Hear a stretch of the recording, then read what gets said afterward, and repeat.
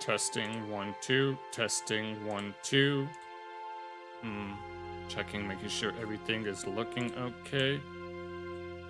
I'm not sure who that is. Whoever's watching at this moment, thank you for joining me. Or if anyone's watching the VOD at least, thank you for watching it as well. I'm gonna make sure that everything is looking okay. Let's see.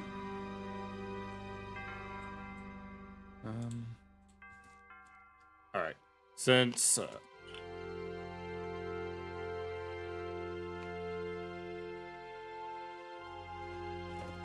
sorry for the noise. We've got a few things. Anyone? Oh, hey, Brett Malone. I figured that you. Okay. Welcome back. I was wondering. Well, I hope you've been having a good day or night or whatever. Yeah, you were the one who mentioned that you have a swim team, right? On the other, I think you were the one that mentioned that the other night with the when I was doing the Minecraft stream. I'm doing great, Brett. Thank you so much for asking. How are you doing today? That is the question. If you're what? It's nice to have a newcomer that's, yep, I figured that it was you. It's nice to have new faces here. Slowly but surely, I will get there. It's definitely gonna take some time. It's still taking some time. I've been trying to get back into, like, uploading a bit more regularly. I mean,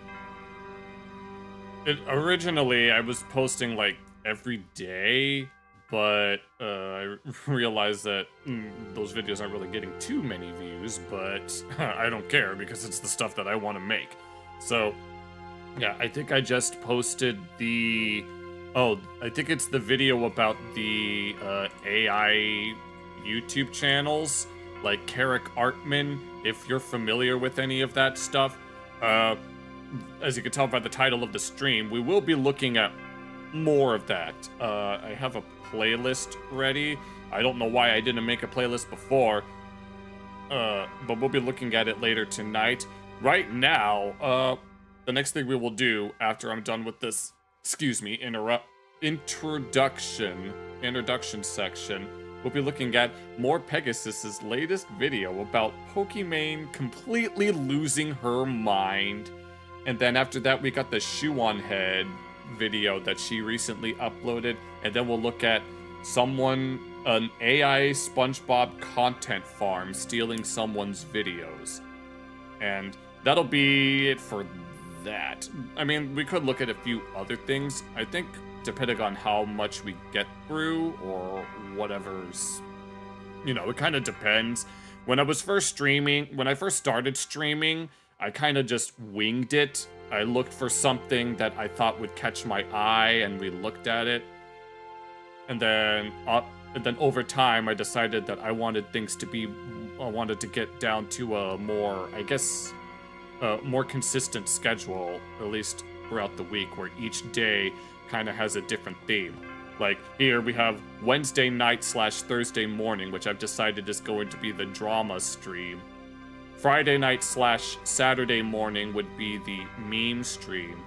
Saturday night / Sunday morning is the miscellaneous game stream, and then Monday night / Tuesday morning would be the Minecraft stream. Of course, all of that is subject to change because I'm still trying to figure things out, but it's better than nothing, as they say. It's better that I get something out there rather than nothing. But the one thing, since you're new, I've decided to make a weekly tradition where every time we look at the one Wednesday MorePegasus video, we'd be playing bingo, where anyone who's familiar with any of this, anyone who's familiar with streamer drama will know a thing or two about what goes on right here, but we will do more as time goes on. But either way, I hope you said that you're doing pretty good. I'm really excited to want to move on over, even if it's just with one person. One is better than none, as they say. So let me actually get the video loaded up. Let me make sure that everything is looking all right. I have to make sure that it's not too loud and not too quiet on both my end and on OBS. Okay, so I think, as you can see, we're going to look at how Pokimane has completely lost her mind. And for those that don't know, all I really know is that she's not a great person, and she sells overpriced cookies that are apparently not very good. But, let me check this. Let me make sure that that's not too loud. I can adjust the volume as I go along, but as we go through the bingo sheet, I need to make sure that I am paying attention to it so that I know when and when not to miss anything. So I am very excited to want to get on with this. So, I don't know, like I did this once and it was very fun. Last week, we did not get any 5s in a row, and I was devastated, but hopefully we'll get a few. Let's hope we get this whole thing filled out, but it's very unlikely to happen, but I don't care because I think it's fun. Welcome back to a series so narcissistic, even Pokimane subscribed. Right away, we're already taking jabs. In today's video, Hassan is having a meltdown after his own fans and 47-month subscribers are canceling him for supporting horse racing. Hold He's on. coping hard, I was listening to that the other night. saying people are hypocrites because they eat chickens. I wonder. Hold on. Yeah, I wonder what that could mean. He's completely stun-locked after even more subscribers confront him for shocking his dog. Oh my He's god, we're getting crying over streamer Burnt Peanut. Oh, I know about this. Who made a shock collar joke, and his chat instantly calls Peanut a fascist. Well then, of course, when all else fails, just use all of the buzzwords. Ultimate narcissist Pokimane is back in the news for being terminally cringe. Here we go. She's now Let's trying go. to give relationship advice. No, I ain't taking relationship. I am not taking relationship advice from the likes of her. And explaining to the internet why she's single at 30? Nobody cares. She's apparently marrying herself now. Okay. You can't make this shit up, bruh. I don't even know how that would work. And a bunch of more updates. Oh, I can't wait. Oh my god. Strap in, everybody. It's about to get bumpy with a series so sloppy that not even your sloppy joes can keep up with it. Subscribe, or you gotta marry yourself like Pokimane. You're gone. You're gone. We're gonna up those numbers, everybody. Right, so last time, Hassan was getting canceled by his own fans for betting on horses and flexing on the brokies. Yes, that's one of the things that people criticize him for, is that he's a communist with a Gucci bag. That's all you really need to know. Now, one particular fan warned him in chat and then proceeded to have a meltdown on Reddit, and they got— It's gonna be a bumpy ride. Yes, it is. Oh, the moderate. Oh, I remember this. I was watching his previous video, and I remember this. Hassan Reddit moderators. Well, Hassan has responded now after a 47-month subscriber, 4 years paying Hassan, called him out. Yes. Hassan sarcastically responds to the horse racing drama. Me? He won $30,000 with his whatever that says. Wait, how much did you win? I put 1,000 down. Wait, I think you had really He put 1,000 down, huh? Yeah. I think you guys won like 30 grand. Yeah, Mo-boo-boo, baby. Mo-boo-boo. Why are you supporting corrupt horse racing? Because I hate animals. Well, the proof is in the pudding. We can all tell that you don't like animals because, I mean, you're Hassan Piker the Striker, so what else is new? And not only do I love gambling, I also love tormenting animals in general. So he just admits it. I'm a fan of specifically, I thought you were here for the whole Shockgate or whatever, Shocktober 7. Really? Is that what we're calling it now? Good lord. This is my new meta. I am in favor of the widespread torture of animals. I hope that was clear to you. They're gonna clip you. You love animals? Well, you better not brush faces with Hassan because he'll zap you. I don't give a shit, dude. Oh no. Yeah, so Yeah. he thinks he's being sarcastic here, but He honestly, thinks he's being sarcastic, but we all know damn well that he doesn't give a shit. this is just an admission. I mean, we got the soundbite, and we're gonna play it all the time because we know what you actually mean. And I love Yeah. how he basically has no defense to this, right? So instead, he uses the classic Hamas biker playbook of he plays dumb and he acts sarcastic and tries to mock you instead of actually addressing the argument at hand because he has no response. And the reason people are mad is So what was it? There was this acronym that, oh my god, I can't remember, where Hassan's name could be used as an acronym for, I don't remember what it looks like. Oh my god, I have to find it at some point. because you were trying to cancel XQC over gambling and saying you were so much better, and here you are betting on horses, promoting it to your audience, flexing your winnings while being this socialist person as well. Yeah. You're an absolute hypocrite. Also, Hassan, no matter how hard Yeah, here, we may as well just label this now if I can find it. Hold on, sorry. Here, I have to make sure that it's visible here. We're gonna label that communist with the Gucci bag because that's pretty much what it is. He's a champagne socialist, meaning he only supports it when it benefits him. you try, you're not gonna rewrite history this time. You absolutely do hate animals, at least Kaya, because poor thing can't move an inch without facing the wrath of Zeus. Which reminds me, we need to mark out, I forgot to mark the Free Kaya space because it's very, very important. Free Kaya, everybody. Right, so then he continues being sarcastic, saying that he actually ate the horse after, and Wait, what? then he gets mad that his own subs are the ones that are complaining about this, and it isn't even He like said he ate it? a troll. Yeah, we ate the racehorse after the race, by the way. Yeah. What the hell? They let you do it No, this is the first time I'm hearing of this. This wasn't in the other video. if you win. Hassan, you fall for these rage bait chatters too easily. Brother, that's a 47-month subscriber. If you think Yes, we're going to count that as Hassan chatters because as of recently, Hassan has been coming under fire by his own chat for his animal abuse cases. No, they'll support him on they'll support him on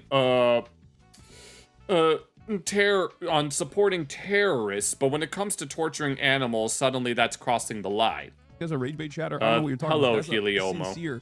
That is a sincere moral purist in the chat who's just like, you went to Hong Kong and participated in like a very Hong Kong thing to do. And I'm going to debate the ethics of how devastating that is, while simultaneously overlook the fact that you consume a metric ton of chicken all the time as well. Wow. I Oh see. man, great comparison. Oh, so this was the comparison that Pegasus was hinting at. I mean, isn't he just like moving the goalpost here? Because you have no idea if the chatter is actually like vegan or vegetarian. You're just assuming that everybody is non-veg or whatever. Oh, Second Lord. off, how is eating Streaming has been going pretty good. Pretty slow in terms of, what's it called? Chat interactions, but at least you're here. Thank you so much for following. chickens even being brought up here? Like, how is that Oh, hey, comparable at all? Fugly, welcome back. You're just in time for the Hassan bingo. We've got Communist with the Gucci bag, Hassan chatters, and obviously the Free Kaya space. Oh my god, no. Last week, we didn't get a bingo at all. Hopefully this week, it'll be different. I feel like you're allowed to be non-veg and also care about animal abuse, particularly when I see somebody shocking their fucking dog on the internet Yeah. like a psychopathic freak. Yes, I Because he's one crazy psychopathic freak. actually care about that dog, okay? Despite the fact that, yes, I do eat chicken or whatever, but you're literally just doing it because you're a psychopathic control freak. You want to... Oh, you just see that? No, he stands up menacingly and she just gets down and stops your wagging. power over an innocent Well- animal, and you choose to keep this one as well. Lol, awesome. Yeah, let's go. We got the squad coming in hot. Because it's like a designer dog and a prop for your stream, right? But I feel like at the end of the day, this is a non-argument because nobody's asking you to become like a purist or something. Nobody's asking you to renounce animal meat and to become like the most moral person on the planet. Mhm. We're asking you to take the We're not asking you to be a Jane. We're asking you to take accountability for all the bullshit you've been doing. very first step and stop shocking your dog, you absolute psycho, okay? And Yes. it's the same thing with the socialism thing. It's like, oh yeah, give up your Hollywood mansion then. Oh no, we need to solve healthcare first, guys. We can still consider that communist with the Gucci bag. Shut up, dude. I freaking love this guy. Yes, I went to the What abusive the hell is that profile pic? horse racing event and gambled two things that I'm supposed to be vehemently against, but you eat chicken, so who's really the a-hole here? Yeah. Bro thinks that saying it ironically somehow makes it untrue. It's No, I need to make a Twitter account just so I could get featured in one of Pegasus's videos. Oh my god, that would be one of the highlights, and that people will be flocking here for miles. This is the most stupid and childish tactic ever, and that's basically how Hassan argues. Never stop giving us content, bro. Yeah, keep on giving all of us content. Finally told the truth. I'll take it. He Okay, did. we got the sound bites. He finally We're gonna be did playing it over and over and over. Over and over again. Yes, just like you would take down Rick Scott Love tormenting in Minecraft. animals in general. Send him to North Korea to do some Korean maxing. Oh, good lord. No, Very yes. lifelike image of Hassan. 0 edits. Yes, that's exactly what it looks like. Very obvious that he uses a filter when he's streaming. Comparing eating chicken to perpetuating animal abuse and exploitation. We should approve. improve society somewhat. Yet you participate in society. I'm very intelligent. Right, so apparently he's Yes, pretty much. constantly getting rage baited and stun locked now. More subscribers actually confront him. And I No, just it's glorious. No, I remember. It was like some 40-something month subscriber that was the first to call him out, and now several other subscribers have been calling him out. love how this is his life. He's just miserable all the time. Hassan goes back and forth with various chatters accusing him of animal abuse. Does your friend know that you abuse animals like horses and dogs? Which friend would that be? All of his friends? Because all of his friends are make-believing that he doesn't do any of those things. Shock your dog some more. Does your friend know you abuse animals like horses and dogs? Yes, we do it together. Okay, so now he's just straight up admitting it, huh? That's why he's here. Oh, that friend. So we can abuse more animals together. We just had some chicken too. Yes. Specifically chicken. My stream is amazing. Thank you, Heliomo. Say hi to YouTube. YouTube, say hi to Kick. That was abused. That's so funny. It seems like someone was quoting him about the bridge, I guess. Wait. Telling you to save your souvenir from your first trip to China is a new level of parasocial. Yeah. That's all I'm Oh, not gonna do. Lord. Oh, no. The abuse makes it tastier. It's my fault. Oh, good Lord. Now he's just being...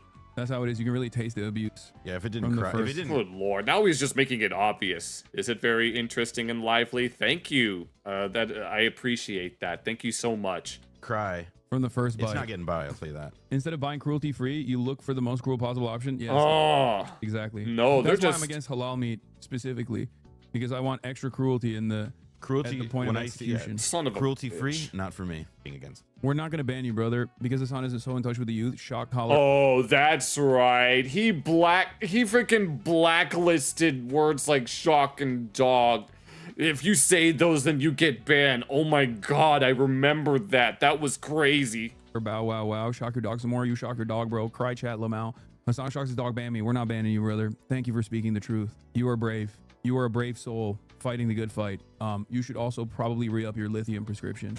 But you know. Oh my God, Good lithium. Lithium is crazy. Bro is Lithium, triggered. yes. Bro is I'm pretty sure he was talking about bipolar medication, for which I remember in psychology class learning that lithium just works, and no one knows why. maximum level trigger, and half this mainstream is just getting trolled and rage baited constantly. We got the shock my dog comments. We got the fat comments where he tells you no, to die not and that. perish. We got the animal abuse comments. It's just cinema. It just keeps Absolute going. cinema, as I've been- Oh, that's a part of the bingo card. Absolute cinema. Whenever Pegasus says absolute cinema, that's part of the bingo card. Let's go. Let's up those numbers, everybody. been saying all along. And that chatter actually did a 1000 IQ move. Yes. He told Hassan to ban him, and he knew that he wouldn't because his ego is so massive. He doesn't want to fall for a trick. Or Oh, that actually is. That's so But he crazy. still fell for it. Like, you still got trolled, bro. He just did the Oh, only hey there, or pictures. trick in the book, which is reverse psychology, and you didn't ban a troll. How, like, stupid are you? Yes. Also, can I just say, I don't like how comfortable he is saying this stuff, right? I mean, yeah, me listening to what he's been saying is like, good lord, could he get any more obvious? Like, oh, I can taste the abuse. I go for the most cruel option. He's such a fucking dumbass. It's not even funny. Like, I know he's being sarcastic. He's not, no, as far as I'm concerned, he's being serious. But buddy, it's been like 5 minutes and you keep going. I feel like you're just being psychopathic now. You're just sort of admitting the shit, right? Anyways, then he keeps coping some more and he calls other people pathetic. He just keeps going. and that guy just continues trolling him because you Oh hate no, oh, I want to see a crash out. Please, can we get a crash out? him. Ban me. It's one of the most pathetic things that people say. They're like, "Oh, ban me, dude." I mean, Oh, ban me like I'm in Queso's stream. it's like it's like a What, pretty. what a mark of bravery, dude. You did it, brave truth teller. You brave soul, you. Please don't. Very insane, Yeah, that yes. sounds dog probably. You already moderate this hard, you baby. Just let people speak that truth. Then What do you mean? It's already happening Whoa, what do you mean? It's already happening. for you. You're able to do it, King. You're able to do it. What's up with this Oki? What's up with this? Okay, I no. think it's because it's It's because he blacklisted it. auto modded. Yes, it's an auto mod. because people used to spam it nonstop. So he's like trying to get around the auto mod, you know? I guess. Yeah, I think that's what it is. Oh, you think that's what it is? Let me speak while speaking. Yeah. He's just like, Please don't shock me, Dad. Hasog's dog, probably. You already moderate this. Yo, That's yeah. such a oh, good- they're silencing me. They're silencing me while talking to this microphone. To Says the guy who complains about his side of his far end of the spectrum being silenced. a room with thousands of people. Yeah. They're silencing me. You got the mic, little pup. I mean, he was the #1 like angry person. I don't even know how I I can. mean, his life sucks. Yours rocks. That one. Oh, good lord! Wow. I don't know if I'd want to label that as which one is it? Hassan and friends lying, because I'm pretty sure Hassan's life is not very good at this point. It's not hard. Yeah, this is hilarious. Hassan talking about free speech again. Buddy, you do the exact same shit. You advocate to murder your political opponents. He does. Rick Scott. Yes, exactly. And then when you get stopped and questioned at like the airport or whatever, you go, my free speech, get detained for Yes, he gets 15 minutes. And 15 minutes. He lied and said that he was detained for several hours, even though there is a timeline that you can Google and it'll be one of the first search results in the image section, and you can find it. He has not been detained for that long. like, oh yeah, I was trapped for 3 hours. Oh, they started asking me my political opinions. Dude, you're literally streaming 10 hours a day, yapping nonstop, unfiltered, supporting terrorists. Yes. I think you have free speech, buddy. Holy shit. Also, I gotta point this out because it's just so stupid. You have auto moderate on, and you're talking about free speech, like, so people can't even say the actual facts of the situation, which is you shocked your dog. You have banned an actual fact, which is absolutely crazy, okay? You have banned the literal truth in your chat, which is insane, and you're Yes. crying about free speech. And if you guys are avid viewers of the series, you would know that he also has a bunch of other things banned in his chat, like Ethan or Oh, yes, I remember these as well. Destiny or a bunch of other words. You literally have to That's a Destiny mention. I think I'm gonna put that in just because I feel like it. I want to get at least one, even if it's on a technicality. So we need Jellywig and Israel. type E or D. E or D. You have Oh, that's right. You can't. to recite the alphabet Yes, yeah, that's how it. Oh my God, no! It's all coming back to me. in order to communicate with this guy. You have to speak in English. Yes, we have to recite the prayer to summon the winged dragon of Ra. Oh, great spirit of the sky, something, heed my cry. I do not remember what it is. Egyptian dialect, or Hassan will literally nuke you, or one of his fucking Reddit mods. Yes. And man, oh man, look at the other guy he got. Another friend to put in the cuck chair. How do Yes. people do this? How do people willingly sit there and go, I will become a cuck. I will sit right behind Hassan, look as small as possible, and, you know, watch from the corner. Yes, and then stroke stash because they know that they shouldn't be doing this, but they're gonna do it anyway for the slightest bit of clout. Watch this man have a meltdown on stream. Like, is this entertaining to you? Are you kidding me? I mean, I guess the meltdown's pretty entertaining, but like It the is. rest of his stream, come on. Okay, maybe it's the entire stream. Okay, you're forgetting. But I swear he just has a roster of rotating cucks, all right? IW will get your Oh my God, no! We're considering this an iCuck mention. Let's go. We're gonna. Okay, no, I know it seems like I'm using a lot of technicalities, but I don't care. I have too much fun with this. Come on. Lolcow Abby has returned from China with gift clips for us all. Yes. Crashing out a chat in front of guests.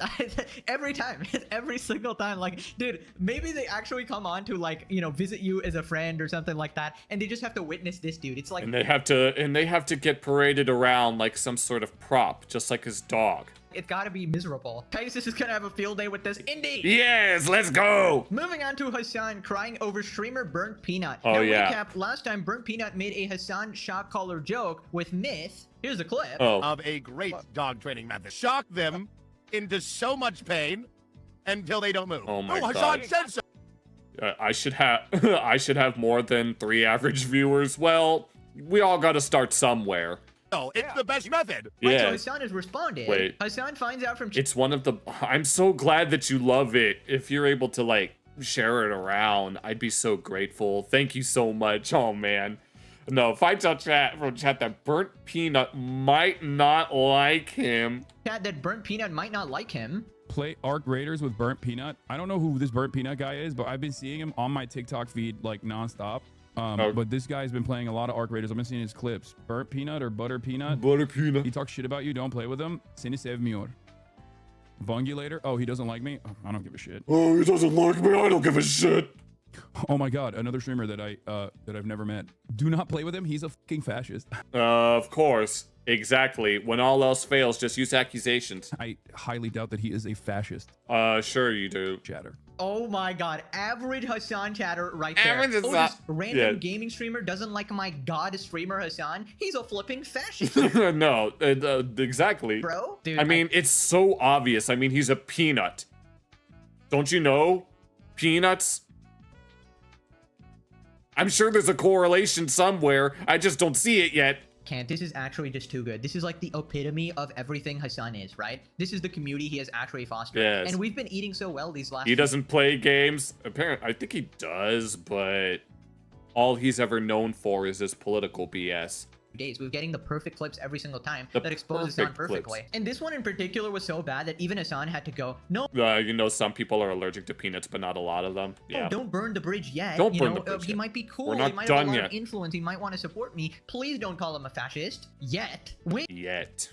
We have a protocol for this. You have to wait 2 weeks before you completely smear them and try to ruin their life. Oh my god. We just need more. No, we need this burnt peanut guy to keep on going. Not following protocol. You're gonna get zapped. Bzz, Rarely. bzz. So then for Yeah. the first time in his entire life ever, Hassan acknowledges reality. Oh, He's a professor of Marxism at Yale.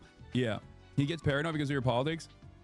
He gets paranoid, understandably, because I have chatters in here that immediately went, do not even touch that guy with a 10-foot pole. He's a fascist.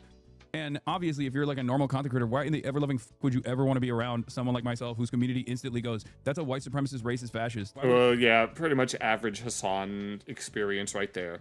You can only think once that, you know, he was paid to do. Oh, that's right. The Assassin's Creed Shadows, whatever it's called. Anybody subject themselves to that kind of insincere psycho.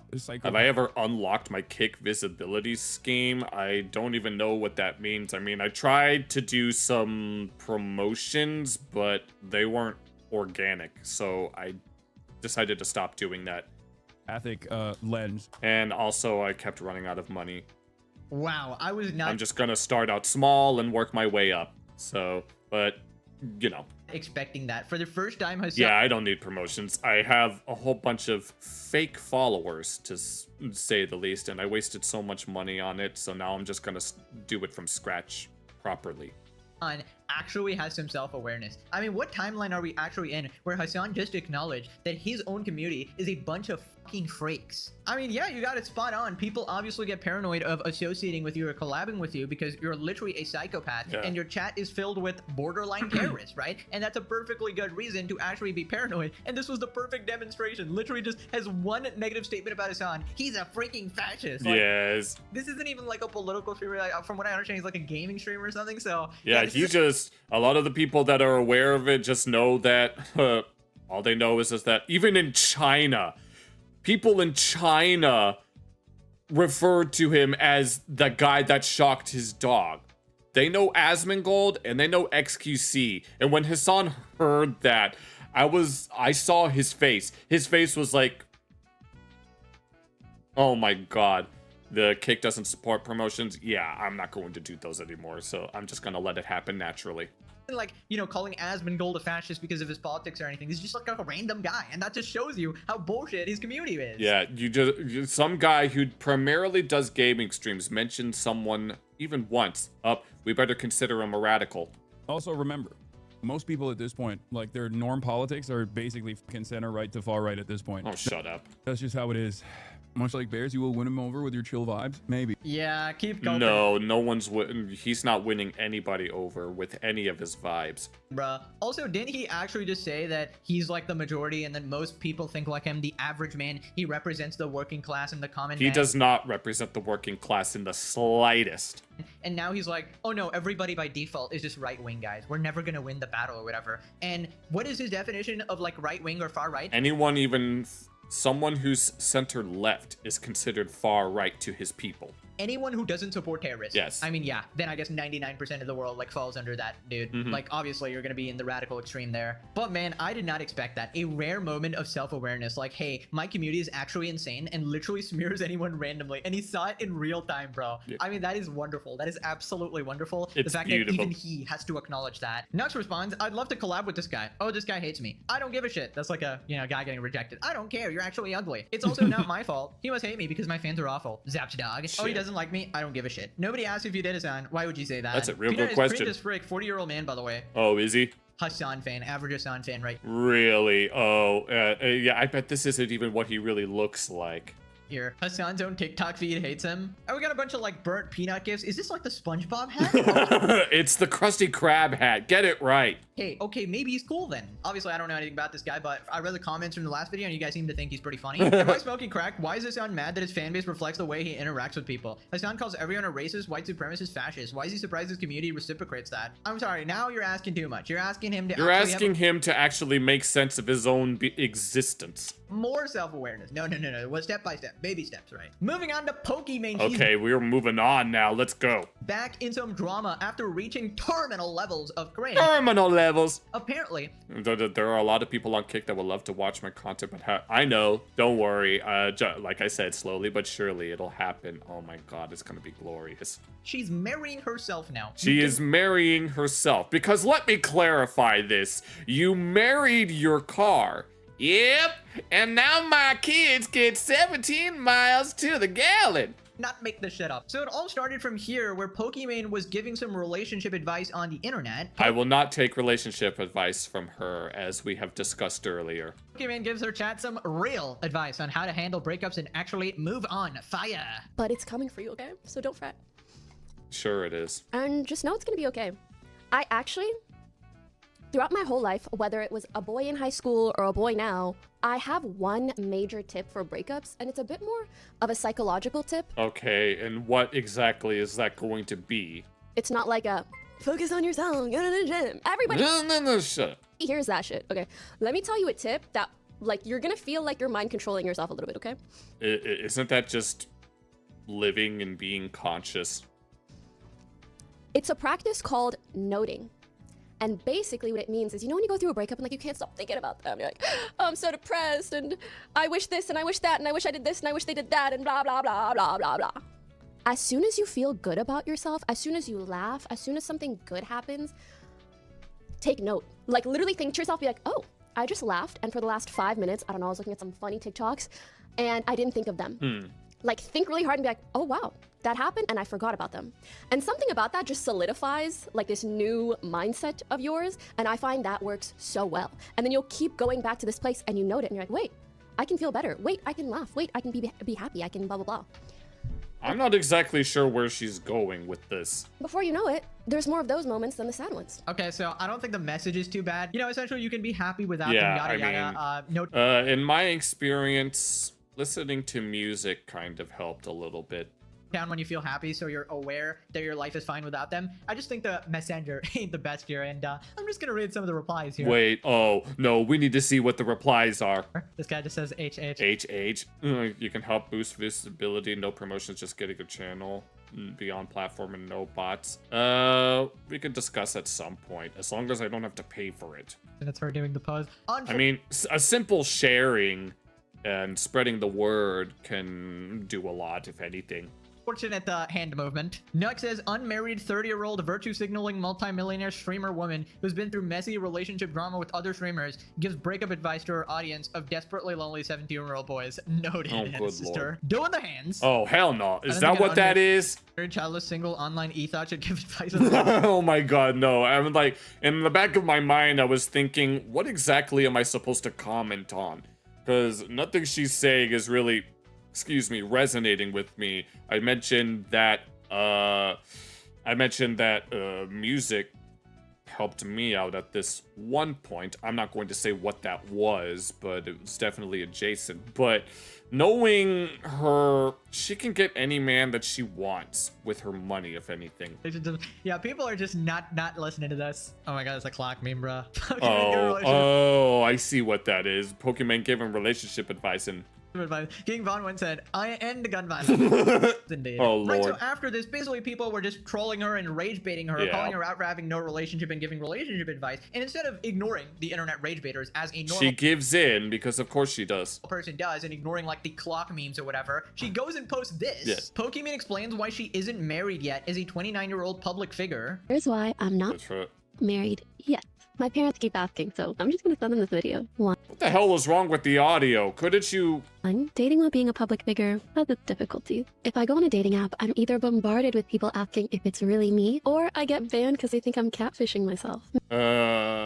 Meeting I up don't with a even know how to respond to that. stranger is risky enough, but even more so after instances where a guy will pretend they don't know who I am, and then I find out they knew all along. I also think that as a career-oriented woman, I don't want to settle for someone who's insecure about what I do or wants to control me. I'd never want to be that way towards my partner. 2, I went through a rather traumatizing experience that made it hard for me to feel safe and trust others. Once you see the emotional, psychological, and even physical impact that someone can have on you, it makes you cautious about entering into anything new. I guess you could say I'm on a romantic cooldown of sorts. And last, Sure you I are. simply didn't feel it's ever the right time or opportunity to get married in my early to mid-20s. I'm sure I'm not the only one. Between a pandemic, the economy being in the toilet, and there just being bigger things to worry about, it's kind of nice to see that people aren't rushing into marriage like they used to. I also try to think of it this way. What if it's the last time I'll ever be single? I might as well enjoy it, right? But I am a hopeless romantic at the end of the day, and I truly believe everyone has their perfect match somewhere out there. I hope you already have or will find yours too. Oh my god, No, I want to hear what Pegasus has to say because I really don't know how to comment on this. bro. You're 30 years old and you're doing this on TikTok, bro. Yes. Give me a break. I feel like that is the #1 red flag, all right? if your girlfriend or boyfriend or whatever is posting on TikTok, you're cooked. You're cooked. Just Yes. break it off, all right? Oh, And Lord. obviously, I know there's a bunch of content. I'm obviously Yeah, I do not intend on posting to TikTok in the near future, even though it would help me out. It would definitely help me out, presumably in the long run, but I just can't do it. Mostly because I don't feel like making shorts, because it takes too much time out of my day, which more often than not I use for my 9-to-5 job. But just in general, like from what I've seen on relationships that, you know, where people post on TikTok, it just never ends well, especially if they talk about the other person, whatever. Oh But yeah. she- If I'm ever fortunate enough to get into a relationship, I am not going to tell anyone about it because it's none of anyone's business. really decided to explain to the internet why she's single.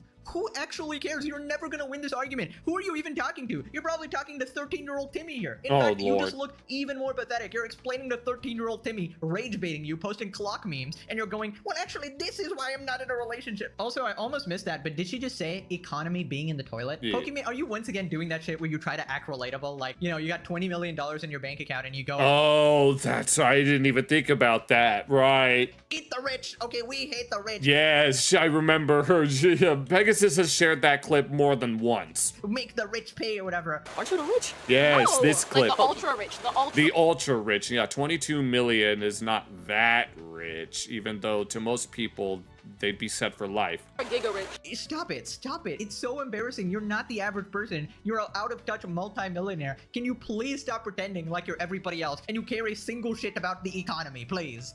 Second off, why does she always do this like humble brag thing where I'm too famous, guys, I can't actually date? You know? Oh, that's right. I'm Yes, just that too hot too. that nobody thinks I'm real on the dating app. They see Pokemon pop up and they're like, there's no way the queen is on the app. Oh my god. This is probably a bot. I'm gonna report the bot in the next minute. Yes.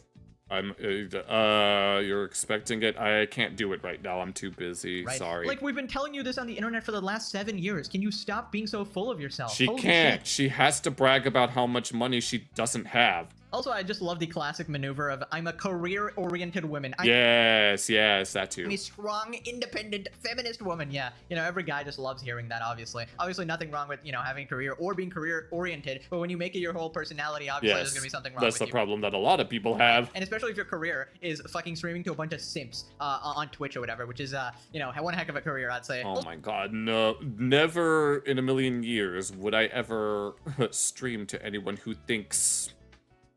Well, there are people that do frequent my streams that do think that way about my VTuber model, but I'm not going to cater to them at the very least. So apparently people were saying that the traumatizing experience that she had Oh, no, I want to know what this is. was like Twitch staff dating her and then trying to get like nudes of her friends or something like that. Is that... that. Apparently she told a story about that. You know what? I'm gonna count that as Twitch being Twitch, because knowing the ultimate gooning lord Dan Clancy, it's no surprise that that would even be a thing. Don't know if that's true, but if it is, that is the most diabolical thing I've... Diabolical, let's go. Okay, no. Let's see. Oh my god. They're all freaking scattered in random places. It's kind of hard to want to... It's going to be very difficult to get something at this point. But we're gonna press on and hopefully at least get one. Ever heard. She's making hella excuses to say she wants to be a hoe. She wants to... No, they all have...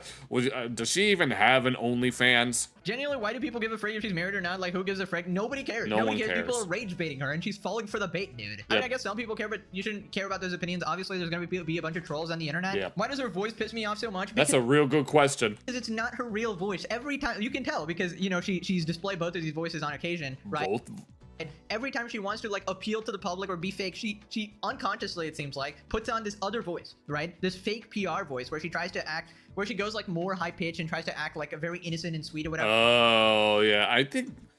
Oh, so you mean like how Hassan and Pirate Software deepen their voice whenever they're on stream? Because, hello, my name is Pirate Downey Jr., and this is what I really sound like. But it's just so fake and everybody can see through it. She's unbearably fake. She's a walking red flag and guys can see that and leave. Yes. X is expired, bro. Oh my god, how many times is this rabbit going to pop up?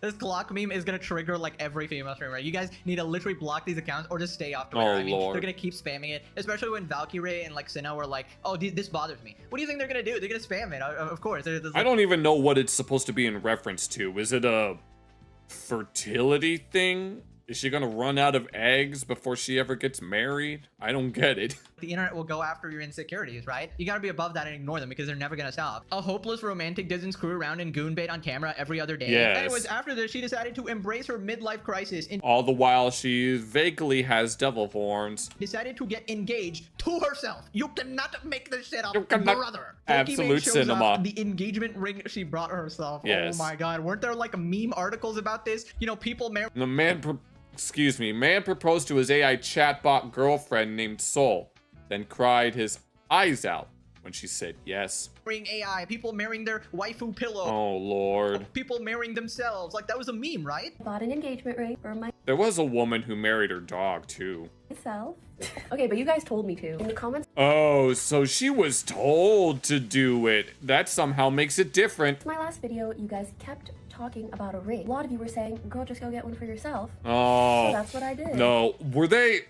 There's no way that she actually listened to what her chatters had to say. There is no way. I mean, I can imagine that low-key they were being sarcastic, but there's no way that she actually took them seriously. A ring at Bulgari that I just fell in love with. It felt like way too much to get for myself, but then the more I thought about it, I was like, I hope someday I actually get engaged. The person that you are engaged to the most in your entire lifetime is your damn self.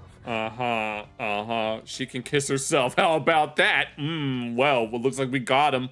So why shouldn't I get this ring for my damn self? Well, maybe, I don't know. So, this is me And let me... proposing to myself. Oh. Damn! Look at the gorgeous diamonds. In the Sure. packaging is beautiful, the way that it contrasts. You know when jewelry is so pretty, you want to eat it? Is that just me? Like, it's so It's not a ring pop. delectable. It's not a ring pop. Will I be with me for the rest of my life? Well, technically yes, but I don't know if that's how it works. Well, yes, I've no choice. But yes, I'm What not? gonna have the opportunity to gift my husband the sickest engagement ring for men that there ever was, and I can... You could use, you know, I don't know why anyone would want to be with you, but if someone is desperate enough to want to be with you, you can give them that ring that you thought you could give yourself. not wait. You guys know how much I love gift giving, and just that idea. Oh, you love gift giving. Really? Makes me so Yeah, happy. you still have all your... Yeah, take that shit back. No, I don't want that. I don't want that. She loves gift giving and she sells overpriced cookies that you can get at Costco for half the price. Is it just me, or is this like the ultimate form of narcissism? Even a San biker would be impressed with this. Okay, why are you, as a 30-year-old woman, proposing to yourself? This is... You know what? I'm going to consider this, where is it? It's a streamer being a degenerate, because as far as I'm concerned, this is just absurd and it's just sad. Absolutely, dastardly. I had to chill out Dastardly. He was about to say diabolical, wasn't he? on the D word there. I already used it once this video. It has Yes, no. a cooldown. all right? No, please keep using it. It's diabolical. And so it's one thing to have like self-love and confidence and, you know, really like yourself. I and mean, that is yeah, something you that's don't one thing. really need to announce to the internet or anything like that. But I feel like it's an entirely different thing to be this obsessed with yourself. To Yeah, never let me get to that point. I don't want to be full of myself. point where you literally want to marry yourself and you talk about how amazing you are and you show it off to the internet. Now, if you wanted to do this in private, like, you know, get a ring for yourself, you're like, oh, I like this piece of jewelry, I buy it, and, you know, just keep it to yourself or whatever. But if you announce to your internet and say, like, I'm marrying myself, I'm and you give all marrying myself because these reasons like for why you're that. single, then it just comes off like you're this narcissist that nobody can deal with, right? And if I'm gonna be honest, I think you're coping hard. Okay, if I had to give my honest opinion, I Yes. feel like your personality is one of the absolute worst out there, and everybody sees that you're completely fake. No person that you would want actually wants you back because they see through the fakeness. You might be Yes. able to pull a bunch of simps or a bunch of worthless men or whatever, some Reddit mod boyfriends. Oh my god, freaking Casey Trons. Apparently he was caught here with the Grinder app. You could hear the Grinder app sound effect. I wouldn't want him as a lover.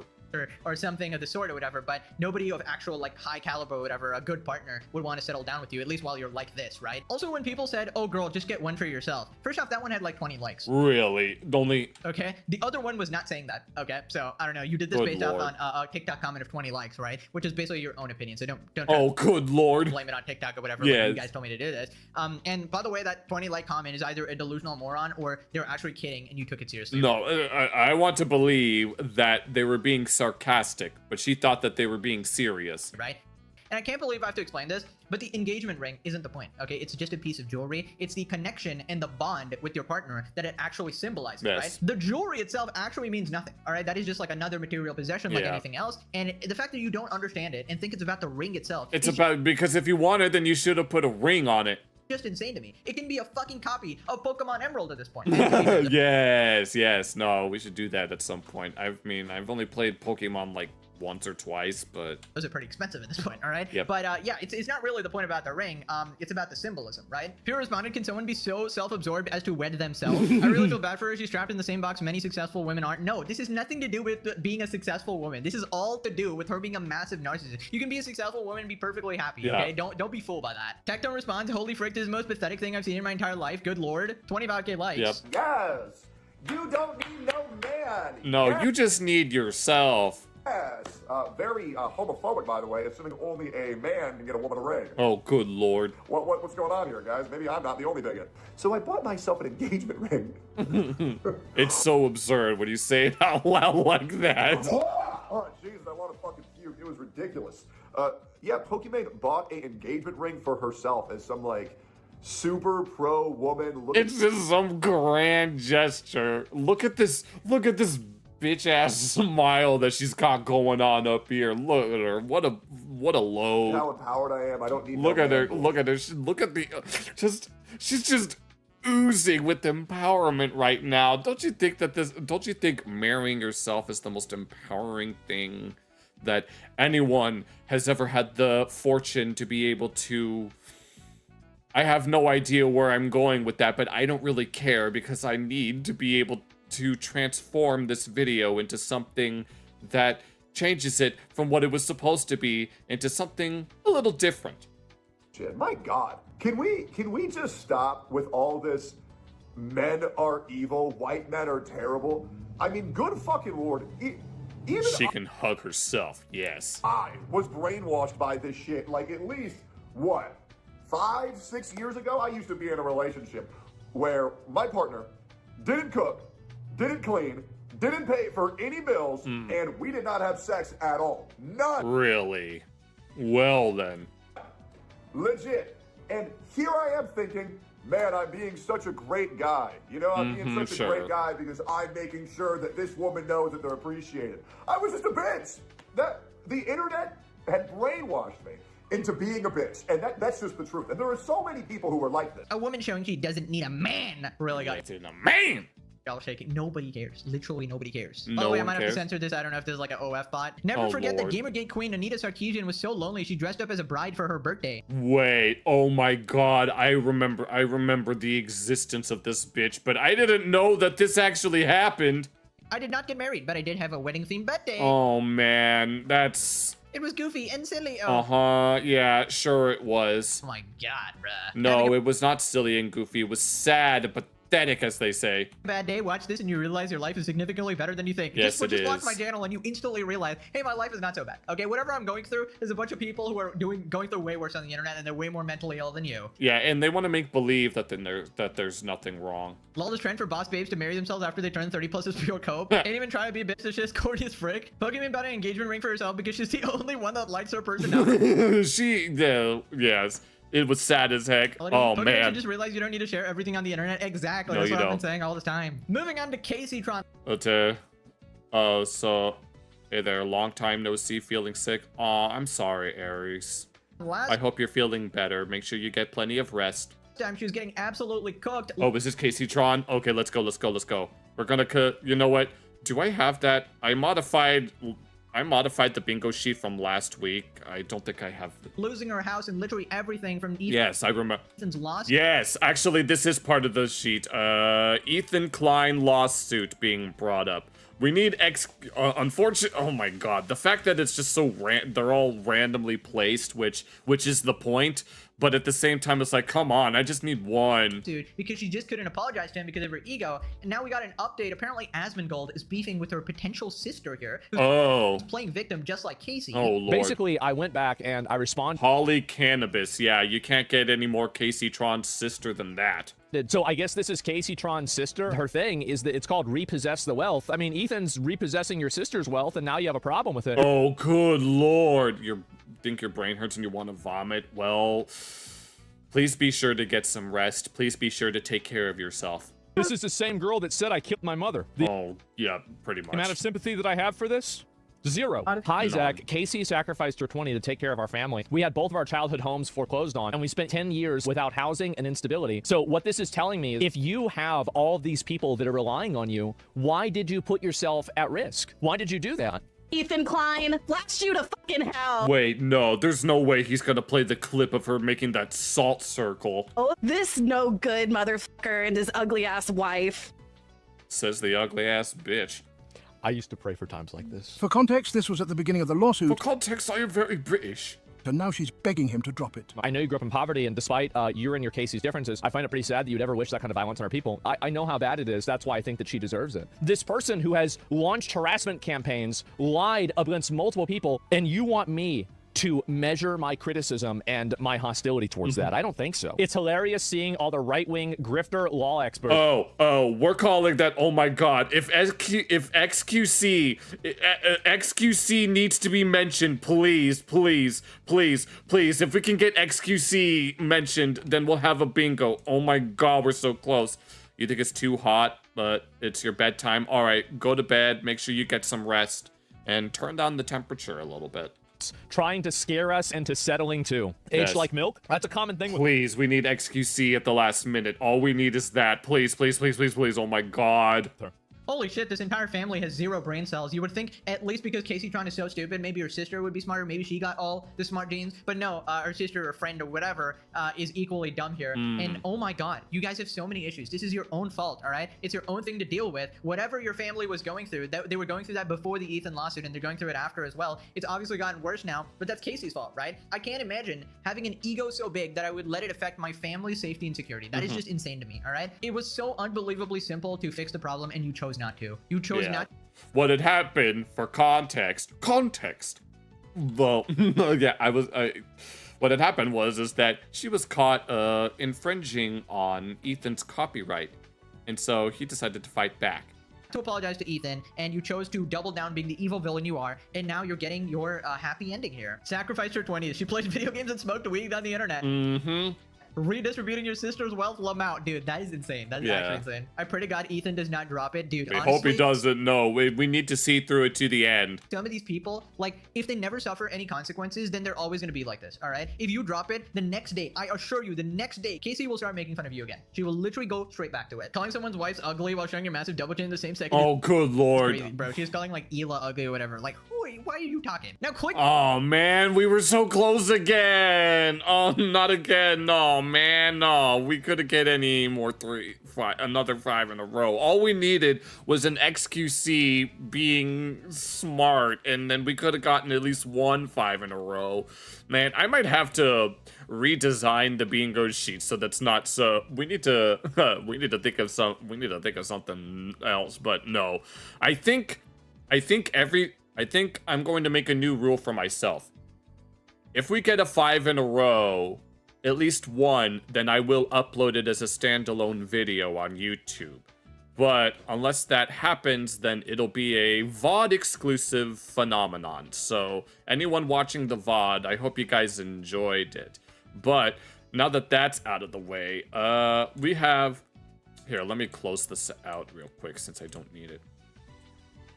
Alright, well, that's the end of that video. We've got 2.5 more things that I would like to look at before we will call it a night. The next thing that I want to look at is MoreSh0eonhead's latest video. Ladies and gentlemen. Excuse me, sorry. Here, on How Did We Get Here? And in the thumbnail, I see Nick Fuentes and Zoran Mom and Daddy, as I call him.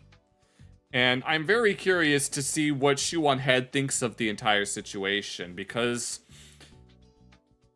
we're kind of politically fucked in more ways than one. And this is something that I've been noticing for at least a decade. I'm pretty sure a lot of people have noticed that for at least a decade. And I'm very curious to see what the Kami Mommy has in store for us. This will be a standalone video, because that's what a lot of people do. She likes to watch VTubers, and I hope one day I will be among that roster. Hello there, thanks for the follow, but yeah, well, let us go ahead and get started on that. If this is once this is uploaded to YouTube as a standalone video, be sure to check out Shu's original video, leave a like and all of that stuff, and let's see just how we got here. Ladies and gentlemen, I am here to inform you that the rumors are indeed true. The Democrats have struck back. In the New Jersey... Is that so? No. Am I a wolf? I'm a raccoon. Thanks for asking. Okay.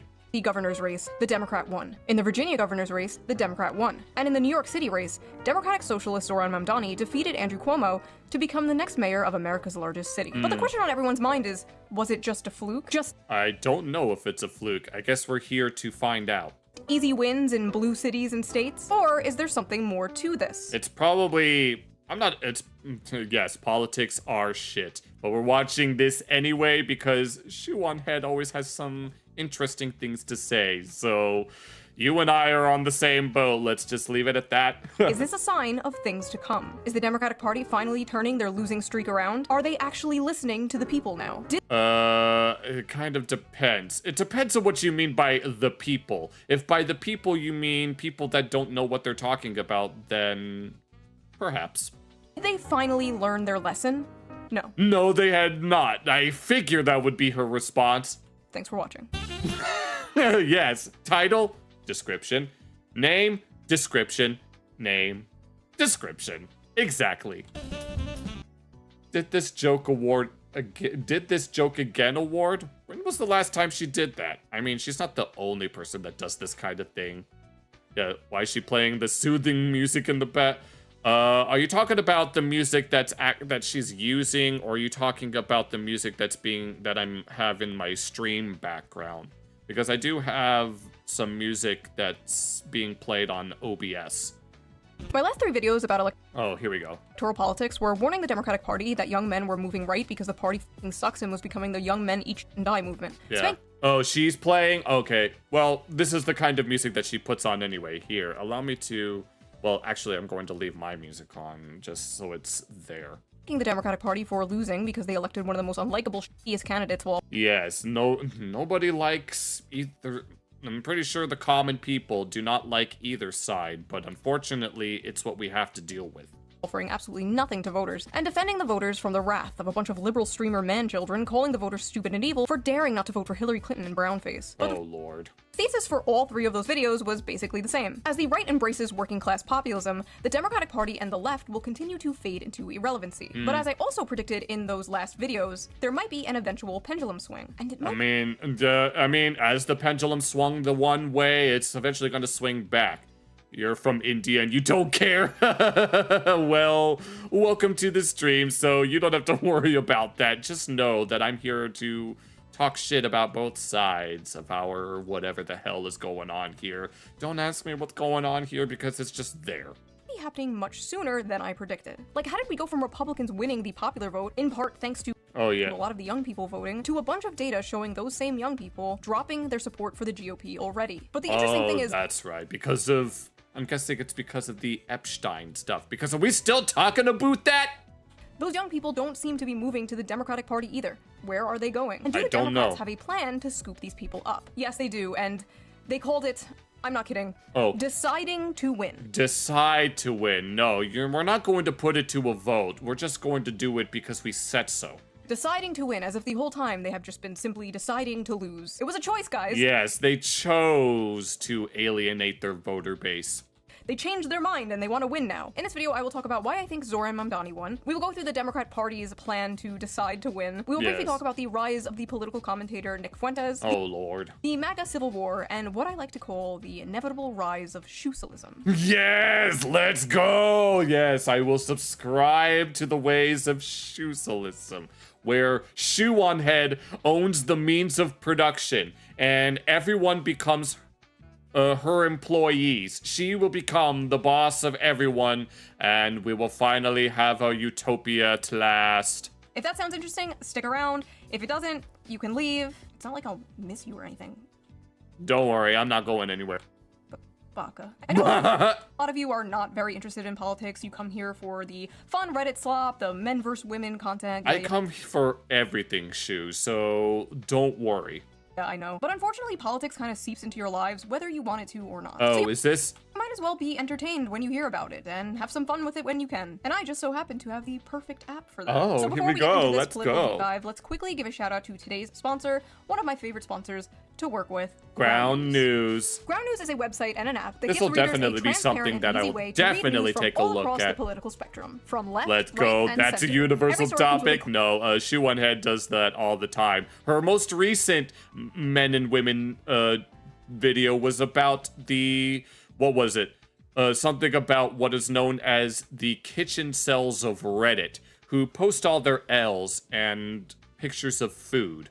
Quick visual breakdown of political bias that helps you understand the full story and makes sure you're getting both sides. One of my favorite features on Ground News is the blind spot feature, which shows you news stories that have been covered by one side of the spectrum and ignored by the other. For example, here is a story about how the White House apparently intervened in an Andrew Tate. Oh no, not it. In an Andrew Tate federal probe. 29 news sources covered this. You recommend it? 86% of them were left-wing. Yes, I'm definitely going to take a look at this None afterwards. were right-wing. Ground News also We're makes it definitely not skipping the ad, because why would you skip the ad? really easy to compare headlines to see how political bias can affect framing. For example, this feud between Elon Musk and Billie Eilish. Why are Elon Musk and Billie Eilish? Oh my god. Oh my god, no. This is why I don't keep up with that kind of bullshit. This is so petty. This right-wing headline reads, Elon Musk claps back at Billie Eilish after she slams him for TMZ. hoarding wealth. How was TMZ? And this left-wing article frames the same story as Elon Musk's comebacks are as flat as his attempts at jokes. Oh, shut up. Both sides can suck my bottom. Very different vibes going on here. I have been using Ground News since 2021 because it is just a great and fun way to keep up with the news. Oh my But don't just God. take my word for Yeah. it. Even the Nobel Peace Center called it an excellent way to stay informed, avoid echo chambers, and expand your worldview. Sounds Best of all, very I'm currently nice. offering 40% off their Vantage plan, which is 40%? That's a steal! plan I use to access all their amazing features. So go to ground.news/shoe or use the QR code here on dance, screen, or use girl. the link in the video description down below. It's only like $5 a month, which is basically the price of like a coffee. You can also gift a subscription to somebody. Just select the Vantage subscription, We'll add a see. customized gift message, and Ground News will send it straight to their inbox where they can activate it. The perfect Christmas present for your out-of-touch uncle who gets all his news from Facebook. Oh, Lord. So thank you, Ground News, for sponsoring this video, And thank you the viewer, for not skipping the ad. Ouch, that's crazy. skipping the ad. Right? Joke's on you. I haven't skipped the ad watching you live yet, and I don't intend to start now. We're gonna keep watching the ad so that she doesn't give us the evil death stare. Now, let's get back to the video. Let's go. For those of you familiar with the Shoe0nhead channel, you know I've harshly criticized the Democratic Party for all my career. Some say too much. No, honestly, it's not harsh enough. Actually, frankly, I don't care. Good, don't. Some say I'm not harsh enough on the Republicans. First of all, true, but let's Yeah.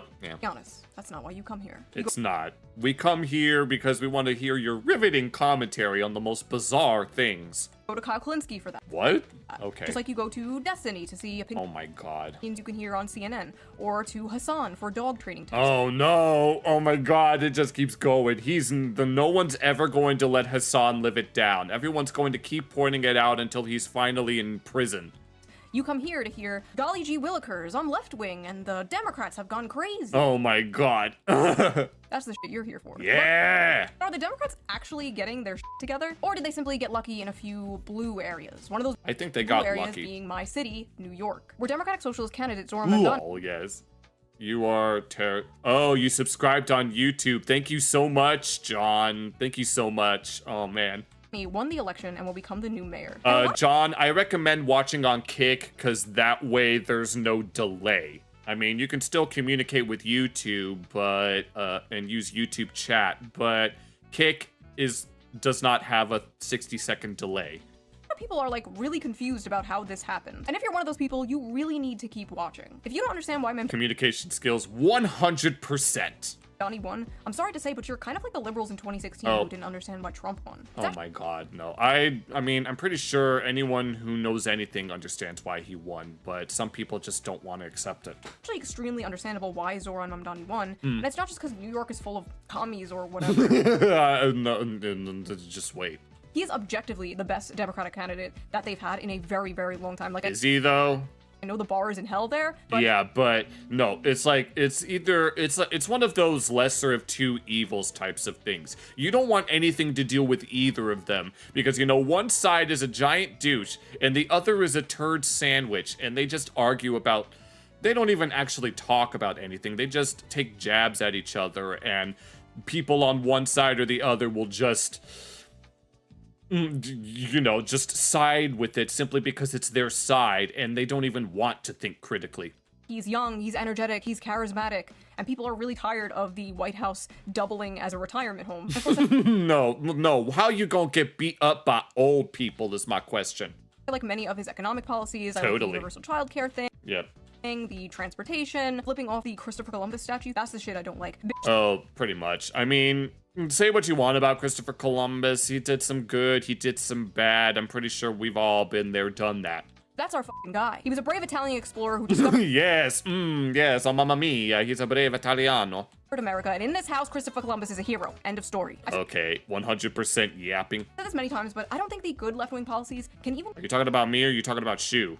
exist alongside the bad left-wing policies. Like, I don't know how you can have free transportation, but also be soft on crime. Like, I don't know, like, in what world does that work out? You can't have nice, clean, free transportation if a bunch of drug addicts and violent felons are going around stabbing people and setting them on fire. You can't have nice things if you don't have rules to enforce those nice things, you know what Well, maybe the next video that she makes will be about the gender war. Calm down.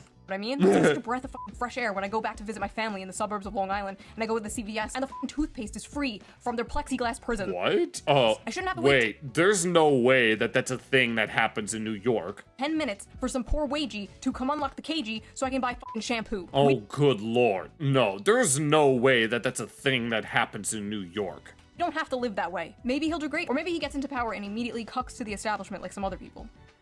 It would not surprise me. I don't want to talk about it. I just don't know how the hell anyone thought Andrew Cuomo was going to win. He killed a bunch of grandmas during COVID. As you admitted this week, you personally altered the state health department report. Oh my God. Oh yeah, I think I remember that happening. To undercount the death total, to hide the death total, and then evaded and lied Oh, to look at this little smug bitch. these families for 5 years. So You killed a shit ton of people. Bro, what? Plus, he doesn't even live in New York City. He doesn't live in the city he's running. But either way, John, after we're done with this video, we're gonna look at someone who's am I Japanese American? I am half Mexican. I can tell you that much. To be mayor of. Cuomo just kind of expected to win based on name recognition alone and being like, hey. But after we're done with this, we'll be looking at an AI YouTube channel that's stealing someone else's content. Hey, at least I'm not the other guy. Sound familiar? Trump actually offered a vision. Make America great again. Mamdani offered a vision. A New York City you can afford. So people took a chance on him. People wanted something different. Andrew Cuomo, he had no vision or anything. Oh man, I love tuning into a debate about New York City and 80% of it is about another f***ing country. Oh, yeah. It's pretty much, no, a lot of people complained about Dell. You should care more about your own country than you should about other countries if you're gonna go into office. First foreign visit by a mayor of New York is always considered significant. Where would you go first? First visit, I would visit the Holy Land. I would go to Israel. I'd make my 4th trip to Israel. Mr. Mamdani. I would stay in New York City. My plans are to address New Yorkers across the 5 boroughs and focus on that. Yeah, that's what a lot of people want to hear. Nobody cares about going to other places in order to solve their problems. People want you to stay in your home place and solve those problems. Make America, ow! Mr. Mamdani, can I just jump in? Would you visit Israel? That was the exact moment I knew Zoran was going to win. Yep. Bro was just surrounded They're saying Holy by Land. NPCs. I love how they're like, where would you go? And Zoran was like, I'm gonna stay here. And instead of being like, no, Zoran, the question was, where would you go? They're like, why wouldn't you go to Israel? Like, that's the answer to the question. Like, that's just the default answer to that question. His win was very much in part a direct response to the affordability crisis that many Americans are facing. Yeah. So what is the GOP's answer to the affordability crisis? Oh, great news, guys. There is no affordability crisis. It doesn't good lord. exist. It's all in your head, silly. Need to save money? Simply don't buy your grandmother a Christmas present this year. Budget, budget, budget. You need a plan. Also remember, adults don't need gifts, okay? Focus on the people in your life. I need gifts. I need people to gift me subs. Age 3 to 18, grandma doesn't need slippers. If they don't live by you, don't get them a gift. Now's not the time to spend and break the banks. Because the thing is, everybody, if you remember in that one shoe-on-head video that she was talking about, what was it? The male loser epidemic? The pickings are slim because all of the guys are too busy sitting in their mother's basement and snorting Cheeto dust up their nose. It was also basically a direct response to the housing crisis in America. So what is the GOP's response to the pie-in-the-sky, commie gobbledygook that Zoran Mamdani is selling? Getting the sad for Christmas before GTA 6. Oh my god. Surely they have a better solution. Here we go. The White House is floating this idea. Bill Pulte is saying, thanks to President Trump, we can indeed work on the 50-year mortgage, a complete game changer. 50 years? Is there any reason that it can't be 50 days? I'm just saying. How does that work in dollars? Here you go. 30-year fixed mortgage right now. You're paying $2,038. We'll be long gone out of office by then, and I'm pretty sure whoever the next Democrat president is gonna overturn this like it's nothing. $1,000 a month principal and interest on a $400,000 home. At the bottom, under 50 years, you'd save a couple $100 a month at $1,822 principal and interest. That is proposed. Do you like this idea? I do not like this idea. Not lowering prices, not building more housing, no, just being a good little slave to the bank for 50 years. You might as well be a rentoid forever in this case. Like, at least you don't have to fix your own dishwasher. That actually. Own nothing and be happy. Doesn't that sound great, Gen Z? You own nothing and be happy, which is technically how communism works, but. Vote for us. We'll release the Epstein files. Oh no. Oh, I remember when that happened. And finally drain the swamp. Awesome. Finally, justice. Here it comes, the Epstein Files Phase 1. We got all your favorite E-celebs here. Don't you think that's a little tacky? Phase 1. This is an international child trap. The Epstein Files are on my desk. Oh, that's great, that's great. That's what we've been waiting for. Well? Oh, they don't exist. What? Yeah, the Epstein Files. You still talking about that? Don't exist. They're a Democrat hoax. But you just said, hey, what the f***? That's my wallet. Oh, that's right. And I remember, if anyone knows the YouTuber Metatron, he called out Pam Bondi for wanting to censor people that were talking shit about them. Sorry, Israel needs new weapons. Bye. Jeez. What do you want, Democrat? Vote for us. Wait. What do you have to offer? Hey, that's my wallet again. Oh my god. Are coming out as parts. Yeah, kind of. What do you people No, at first they were saying, yes, we're going to release them. And then they said that there are no files. And then they said that there are files, but we can't really disclose anything out of confidentiality of the victims. And now they're saying, yes, we are going to release them, but we're still not going to release them just yet. Sorry. Israel needs new weapons. Oh, Lord. Which side are you going to go with? The blue satanic child lovers or the red satanic child lovers? The Epstein files are a really big deal. This is not a partisan issue. You should absolutely care about an international child trafficking a blackmail operation consisting of the most powerful people in the world. Yep. And anyone telling you to move on is coping, gaslighting, or in on it. If whatever is or all of the above in there is so damning that it is a national security risk, the people deserve to know. Like, I don't know about you, but if we are paying taxes to a bunch of satanic pedophiles, I would like to know. That is information I would like to know. Like, I already know we're doing that, but Yeah. I would like some confirmation. Okay, so a lot of people want to see some arrests happening, and I'm pretty sure we're all going to be there for it. Literally, as I am filming this, Wait. Trump is saying he is releasing the Epstein files. Yes, I went through a very, very, very abridged play-by-play of what's actually going on, and even I still don't know what's actually going on. So, I guess they weren't a hoax. I'm gonna be so honest. I have no idea what the is going on, you guys. I'm sure when this video gets posted, there's already gonna be more things that have happened. Also, Mike I can't wait to see. Johnson apparently said they need to make changes to the files to make sure we, quote, don't do permanent damage to the political system. Oh, shut the hell up. If releasing the Epstein files would do damage to the political system, then so be it. Then Good. it deserves to be damaged. It deserves to be destroyed. Just release It should have been destroyed decades ago, let's be the real. files. After all, if you have nothing to hide, you have nothing to fear. Isn't that right, government? Yep. But it wasn't just the Epstein files thing that We're from the government. We're here to help you. has MAGA feeling a little demoralized lately. Does that mean the H-1B visa thing will not be a big priority for your administration? Because if you want to raise wages for American workers, you can't flood the country with tens of thousands or hundreds of thousands of foreign workers. You also do have to bring in talent. When we have plenty of talented people No, you here. don't. No, you don't. We don't have I don't even know what's No, going on. You don't have certain talents, and people have to learn. We've talked about this a few times on this channel, actually very recently in the male loser epidemic. Oh, this was the video that I was referencing earlier. Video. The no talented Americans thing is a myth pushed on us by corpos and billionaires, so they can hire foreign workers who will work for less Oh yeah, I remember her mentioning that in that video. money and won't unionize. That's why the pickings are slim. Worker drones who will work under the coercion of deportation, essentially creating infinite scab labor. Even though there are so many Americans in these fields looking for jobs. But those spoiled Americans will ask for a living wage so they can live in a 600-foot square apartment. How dare they? We can't do that. So import 1 billion immigrants. All I really need is just a... Well, I don't know what I need. I never know what I need. I always go out on a limb and just wing it.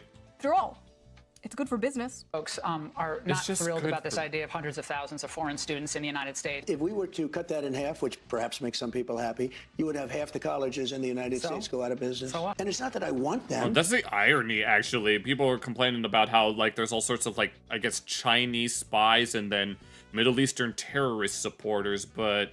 We want all of those people gone, but when it comes to cheap labor that's legally here, suddenly that's okay. But I view it as a business. Unfortunately, America does feel like nothing but 3 corporations in a trench coat. But America is not a business. America is not a corporation. It is a nation. The contrast of what Trump is saying here compared to how he used to talk is staggering. Republicans embracing populism, at least rhetorically, is what gave rise to Donald Trump and fundamentally changed the way Republicans do politics in America. If you go back and watch the debates of Donald Trump in 2016, it's crazy. We should have never been in Iraq. We have destabilized the Middle East. They lied. They said there were weapons of mass destruction. There were none, and they knew there were none. There were no weapons of mass destruction. All right. I remember being r/technically the truth. We didn't find any weapons of mass destruction in Iraq. But as Jin Rummy from the Boondocks would say, the absence of evidence is not the evidence of absence. like, damn. It was an unknown unknown. Not how politicians in general really talked at that time. Like, we would see it from Bernie Sanders and maybe like Ron Paul, but to get up on stage in a Republican debate in front of Republican donors saying that kind of shit was unheard of, bro. That's right, because it was under the Bush administration that we went there. getting booed. Trump won in 2016 by decrying the bloodlust and warmongering of the Republican Party, but also by speaking to the economic woes of the average working class American. Basically saying, I see you, to people who felt like they haven't been seen by either party in a very long time. Like, I saw people in my life, my neighbors and stuff, that were all like Obama voters, like just flipped Trump, and now like all of Long Island. Long Island is like the Florida of the Northeast, bro. It is like Trump country. Really? Oh my god, imagine how awkward that would be. There now. Before Trump. Up. There, now we're together. Oh, my nuggies are here. My nuggies are here. 1 second. Your what are there? Get my nuggies. It's nuggy time. Oh, good lord. Yeah, dance girl. 34-year-old woman, by the way. Mother, by the way. Yes. Before Trump, the Democrats basically relied on talking about how the Republican Party didn't care about the working class. But eventually, the problem for Democrats was the working class didn't care about them. But now it seems like the Republican Party is going back on all of that and becoming the Bush-era neoconservative party again, right as they're winning. Yep. As the pendulum swings, it decides to swing way too far in one direction, and now it has to swing back. Eventually, it's gonna stop swinging. Or at least someone has to make it stop. I don't know who, I don't know where, and I don't know when, but eventually it has to stop. Facing freaks like Lindsey Graham. So I just want to say, I feel good about the Republican Party. I feel good about where we're going as a nation. We're killing all the right people and we're cutting your taxes. What the hell? Why would you say that out loud? Trump is my favorite president. We've run out of bombs. We didn't run out of bombs in World War II. Republicans, is that what you want your party to be? Lowering taxes and killing people? We tried that already. Oh, good lord. Many Republicans, the solution to the affordability crisis, wreaking havoc on Americans, is simply trusting the free market, working hard, and if that doesn't work, they bust out all reliable. If you're a young person and you can't afford to live here, then maybe you should not live here. I mean, that is a real thing. Oh, good I know that we've now grown up in a society that says that you deserve to live where you grew up, but the reality is that the history of America is almost literally the opposite of that. Ah, yes, the classic. Just move. Oh, I think I saw that clip at some point. Move from Economic Zone 67 to Economic Zone 69. Yes, no, we gotta know. Yeah, 67 to 69, no. Can I move to Economic Zone 420? I'm just saying. I don't know, man. Maybe some people actually like where they live. Maybe they want to make their community better. This is like the libertarian version of just deal with it when you talk to leftists about crime. Oh, like, good lord. No, we shouldn't just deal with it. We shouldn't just move. Maybe we can make the cities in our country livable and safe. Maybe better things are possible, actually. My husband and I moved away from our families because of his job, and it f***ing sucks. It sucks raising kids without an extended family around. Say hi to grandma on FaceTime. Yeah, it's unfortunate. That's kind of what happened to me and my family. We had to move away from everyone because my dad's job required it. Normal, not natural. When I was growing up, it was like aunts and uncles and cousins and grandparents were just coming in and out of my house, like bringing over food, like, hey, I got some mancati. Yeah. Babysat by my cousins and my aunts. And because we moved away, my kid won't have that. And I wouldn't be surprised if that's one reason many young people are putting off having children. The complete lack of community, the lack of a village. If you can't afford to live where your family lives, just move to fucking Gary, Indiana, where there's nobody around and no jobs and no family and no friends, but hey, at least you can afford a house there. That's not how life should work, Ben. Maybe take a step back and try to understand. Am I doing bird hands too much? You guys have made me so insecure. Oh, that. I remember the image of, say, if a white girl does that gesture, then you need to get away. It's the anti-Italian gesture. You know which one I'm talking about. The bird hands thing, ever since this meme. Yes, this one. Okay, listen, I'm a woman, okay? We are programmed to scold children. And when no children are around, we scold people on the internet. Yeah. Anyway, Nick Fuentes is a far-right commentator and a controversial Okay, wait. Why do so many young men like Nick figure, Fuentes? to say the least. I don't like Nick Fuentes. But his main topic he covers is Israel, which is an extremely hot topic that many other right-wing commentators seem to not want to touch. And the rare times they do touch it, it's them telling you not to talk about it, questioning why you care so much, or shape-shifting into the woke mob they fought against for so many years, calling you names, calling for you to be censored. What's funny is they didn't care about any of Nick Fuentes' rants on, like, race or women. They only started caring when his rants on Israel were blowing up. Of course, rules Nick for me recently not. did an interview with Tucker Carlson, which I thought you were a Fed. Oh, I remember the legendary battle between Tucker Carlson and Candace Owens against Nick Fuentes. Ignited the MAGA civil war that was brewing on the right for some time now. It got so ridiculous that even Chuck Schumer went on the Senate floor and called for a disavowal of Nick Fuentes. Sir, oh lord. All due respect, none. Why do politicians need a resolution in the Senate to disagree with a citizen? Really? Is that? I didn't even realize that was what she was talking about. I have gathered you all here today to disavow Hitler Bussy 420. Oh, good lord. I mean, Nick Fuentes does think that we need to wage a holy war against Jews, so... People can't afford groceries, Charles. Yeah. Ben Shapiro, in particular, has spent the last few months extremely confused and angry about Zoran Mamdani and Nick Fuentes becoming popular in the mainstream, all while his numbers continue to drop. I honestly Let's down those numbers. don't think he understands what is happening here, so I am going to explain to you, Ben, what exactly is going on here. The American dream does not exist anymore for most people. Young people followed advice that worked for older generations, and it got them nowhere. Young people are tired of this stale, moldy, old, dead consensus that has dominated American politics for a very long time. The one that dragged us into all these foreign wars and sold us out for some cheap plastic shit from China. Oh, Young people are Lord. tired of being told to sit down and shut up and pledge allegiance to the free market in a country that seems to not give a shit about them, as well as a foreign country they have absolutely no connection to. For so long, establishment hacks and establishment shills looked at the issues bothering the people and just kind of dismissed them. Can't afford to live where you grew up? Just move. Don't like that the toothpaste is locked behind plexiglass? Just deal with it. Think it's kind of fucked up how you work 40 hours a week and still can't afford to pay rent? What are you, some kind of communist? Oh, You don't good lord, yes, because they called him a communist. like funding a genocide with your tax dollars? What are you, anti-Semitic? Oh You my god, no. don't address the issues of the people. I was going to mention how the Hassan likes to talk shit about that kind of stuff, even though his taxes are what's literally funding the very thing that he's against. I'm surprised nobody has really brought it up to him. The people will gravitate towards those who are addressing those issues. It's not Mamdani's fault he won. It's yours. Yeah. It's not Nick Fuentes' fault he's popular. It's yours. The tragedy Yes. of Ben Shapiro is that he led a life worshipping the free market, only to lose in the free marketplace of ideas. Oh, the irony. Now, with all this neocon rhetoric coming out of the GOP, are the Democrats going to pick up the populist ball that they are fumbling? Are they actually going to get their shit together? Well, they are trying, because they have written an article called Deciding to Win. Okay, let's get into it. Must We're be after having a secret life. Viewing over 300,000 American voters from both parties, they may have finally discovered the secret to winning. Okay, and let's actually see what it is that they're going to do to win back their base. To give ourselves the best chance to win, we recommend the following changes to our approach. Give ourselves the best chance to win. We recommend the following changes This to our music. approach. Democrats need to 1. Focus our messaging on an economic program centered on lowering costs, growing the economy, creating jobs, and expanding the social safety net. This is what they should have been doing instead of focusing on the quote-unquote, I don't want to call it woke stuff because that word is about as overused as based, so I don't really want to call it that. 2. Advocate for popular economic policies. Moderate our positions where our agenda is unpopular, including on issues like immigration, public safety, energy production, and some identity and cultural issues. That stuff. That's a better way to put it than just saying woke stuff.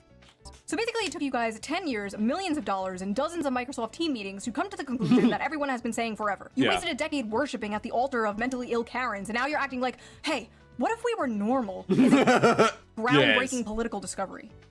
F you. It took them that long to figure it out. It took them a decade. I could have told you all this for free. It is a bad sign that it took you over a decade to come to the same conclusion that my audience has come to like a decade ago. And they're all retarded.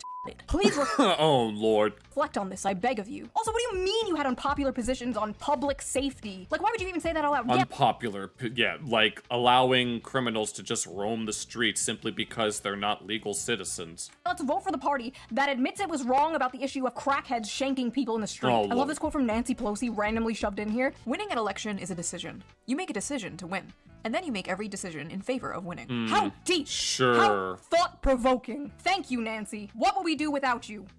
Probably win an election. Yeah. Democrats have changed our focus. In comparison with the Democratic Party of 2012, today's Democratic Party is more focused on issues like climate change, democracy, abortion, and identity and cultural concerns, and less focused on the economy and middle class. The table below shows this shift. Through an analysis of the prevalence of selected words in the 2024 Democratic Party platform, in comparison with the 2012, There are a lot of carrots in the world. Yes, truer words haven't been spoken for some time.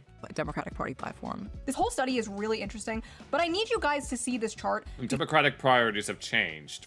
Okay. Because when I first saw this, Yeah, looking at it now, it all starts to make sense in hindsight. scream I scrumped. So Democrats since 2012 have increased their rhetoric on race by, sit down, 1,130. Really? So, well then. 7%. On the gays, 1,044%. I don't need 1,044% more buzzwords to be thrown my way. Their rhetoric on men has decreased by 51%. Yeah. It is now negative 51%. On fathers, negative 100%. They just stopped talking about that shit. Yep. Veterans, negative 31.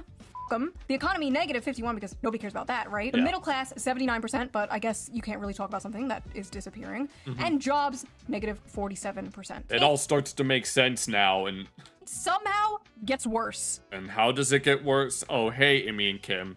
Apparently, voters trust Republicans more on the most important issues to them. Okay, by contrast, whereas Democrats are trusted more, like climate change, abortion, and that, they tend to be less important to vote.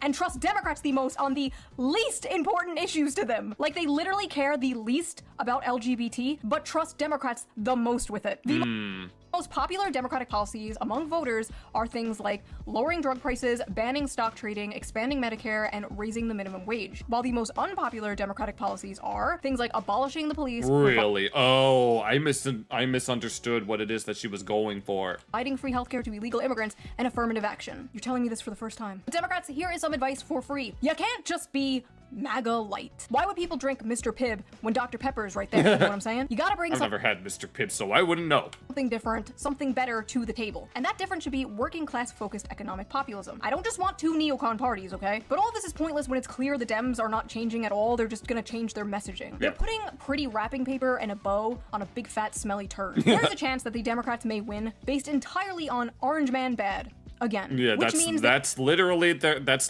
been their platform for the past decade. They might get into office by learning absolutely nothing. Again. Then the voters will go, oh my god, nothing has changed, and then they'll vote for a Republican. American politics— And then nothing has changed. It's just a revolving door of villains, isn't it? Yep. Rest assured, whoever wins, we lose.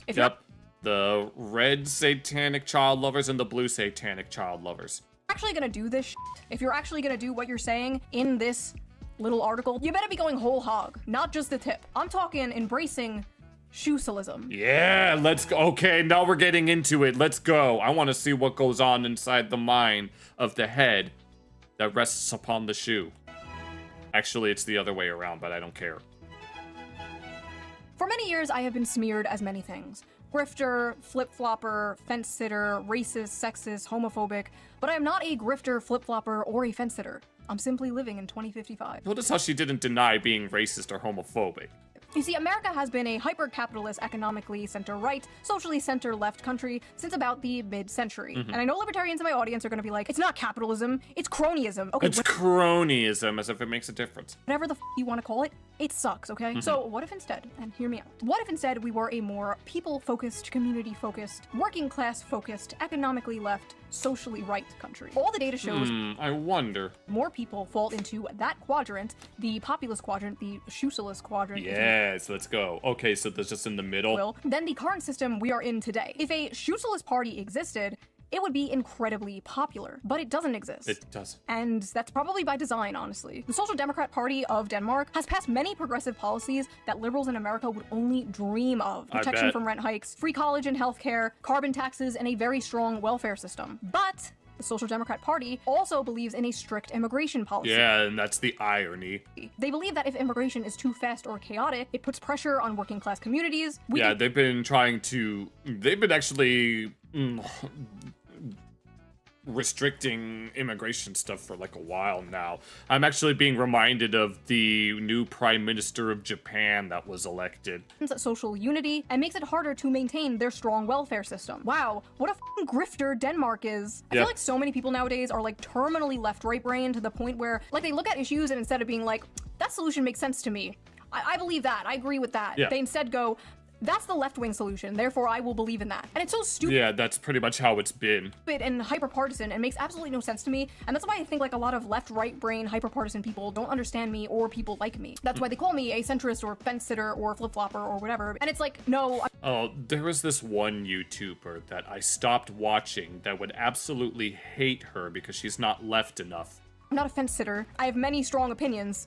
You just don't like them. And no, I'm not a flip-flopper just because you don't understand the concept of having opinions that don't perfectly fall on the arbitrary, always changing left-right axis. Yes, it's possible to be both pro-gay marriage, but also anti-illegal immigrant. Let's just be real. That is American circus politics. There's nothing incoherent about my beliefs on paper. None of them contradict one another. I don't understand. She likes free healthcare but doesn't want to chemically castrate children? Oh, good lord. We're gonna bring that up now? She believes in workers' rights but wants a stricter border? I don't get it. Like, where— Exactly the point that I just made a moment ago. Here's the contradiction. I'm basically just Bernie Sanders before he got his spine surgically removed. Yes, because because Bernie Sanders, all he ever talks about is the oligarchy, I'm telling you. The DNC. In conclusion, MAGA and the Republican Party embracing populism is what made them so popular in the first place. But if the Republican Party's answer to all these issues young people are having is, F you, just move, you're not talented, maybe you'll own a home when you're 70 years old, they're doomed. Like they had a small, brief fling with populism and ghosted it. Just pumped and dumped. Like a fat whore they're ashamed of. Oh god, not the... dates in public. As I'm editing this, Trump and Mamdani had a meeting together and it was very interesting. Oh, I want to see this. We were discussing when Bernie Sanders was out of the race, I picked up a lot of his votes and people had no idea. When he was put out of the race, I think quite unfairly, if you want to know the truth. Many of the Bernie Sanders voters voted for me, and I felt very comfortable, frankly, in seeing that and saying that. I would feel very, very comfortable being in New York, and I think much more so after the meeting. We agree on a lot more than I would have thought. I'm sorry. Well then, the unlikely bromance of the century, and we thought the Musk and Trump bromance was crazy. This is my new favorite problematic yaoi ship. Oh my god. So we're just going straight for that, huh? They love each other. Maybe it's not over, folks. Maybe the power of friendship and populism will save us all. Oh my god, because maybe the real populism was the friends that we made along the way.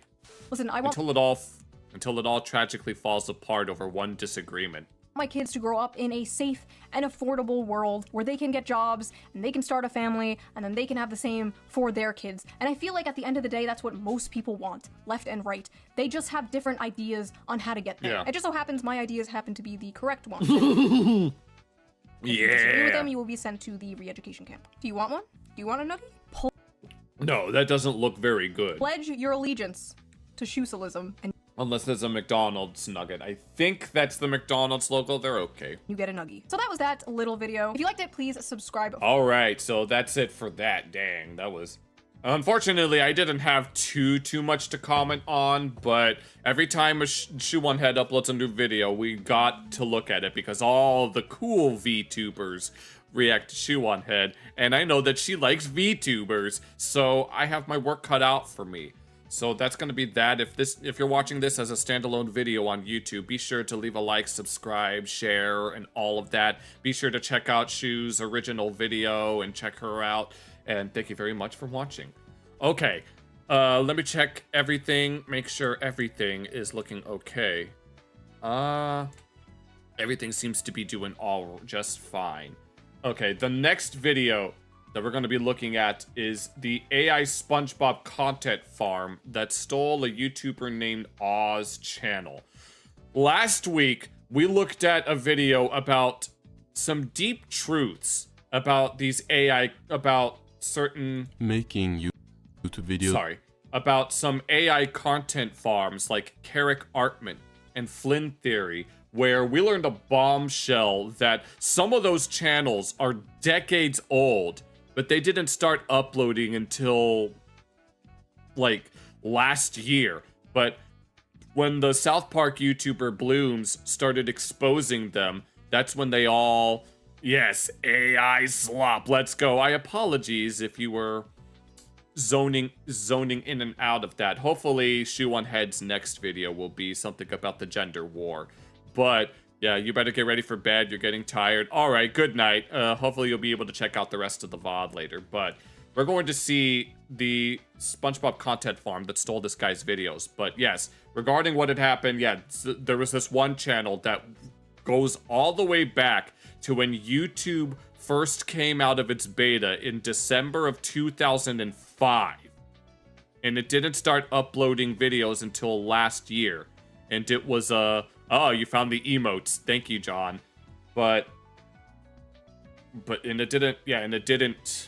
didn't start uploading videos until last year, but then they ended up getting exposed for being AI. I want to see the saga continue. So, see you next time. So this will probably be its own video as well. I guess I can call it a follow-up. Be sure to check out Aw over here and check out his original video. I want to see just how far and depraved these AI channels are willing to be, because apparently some of them are plagiarizing. So let's go ahead and check it out.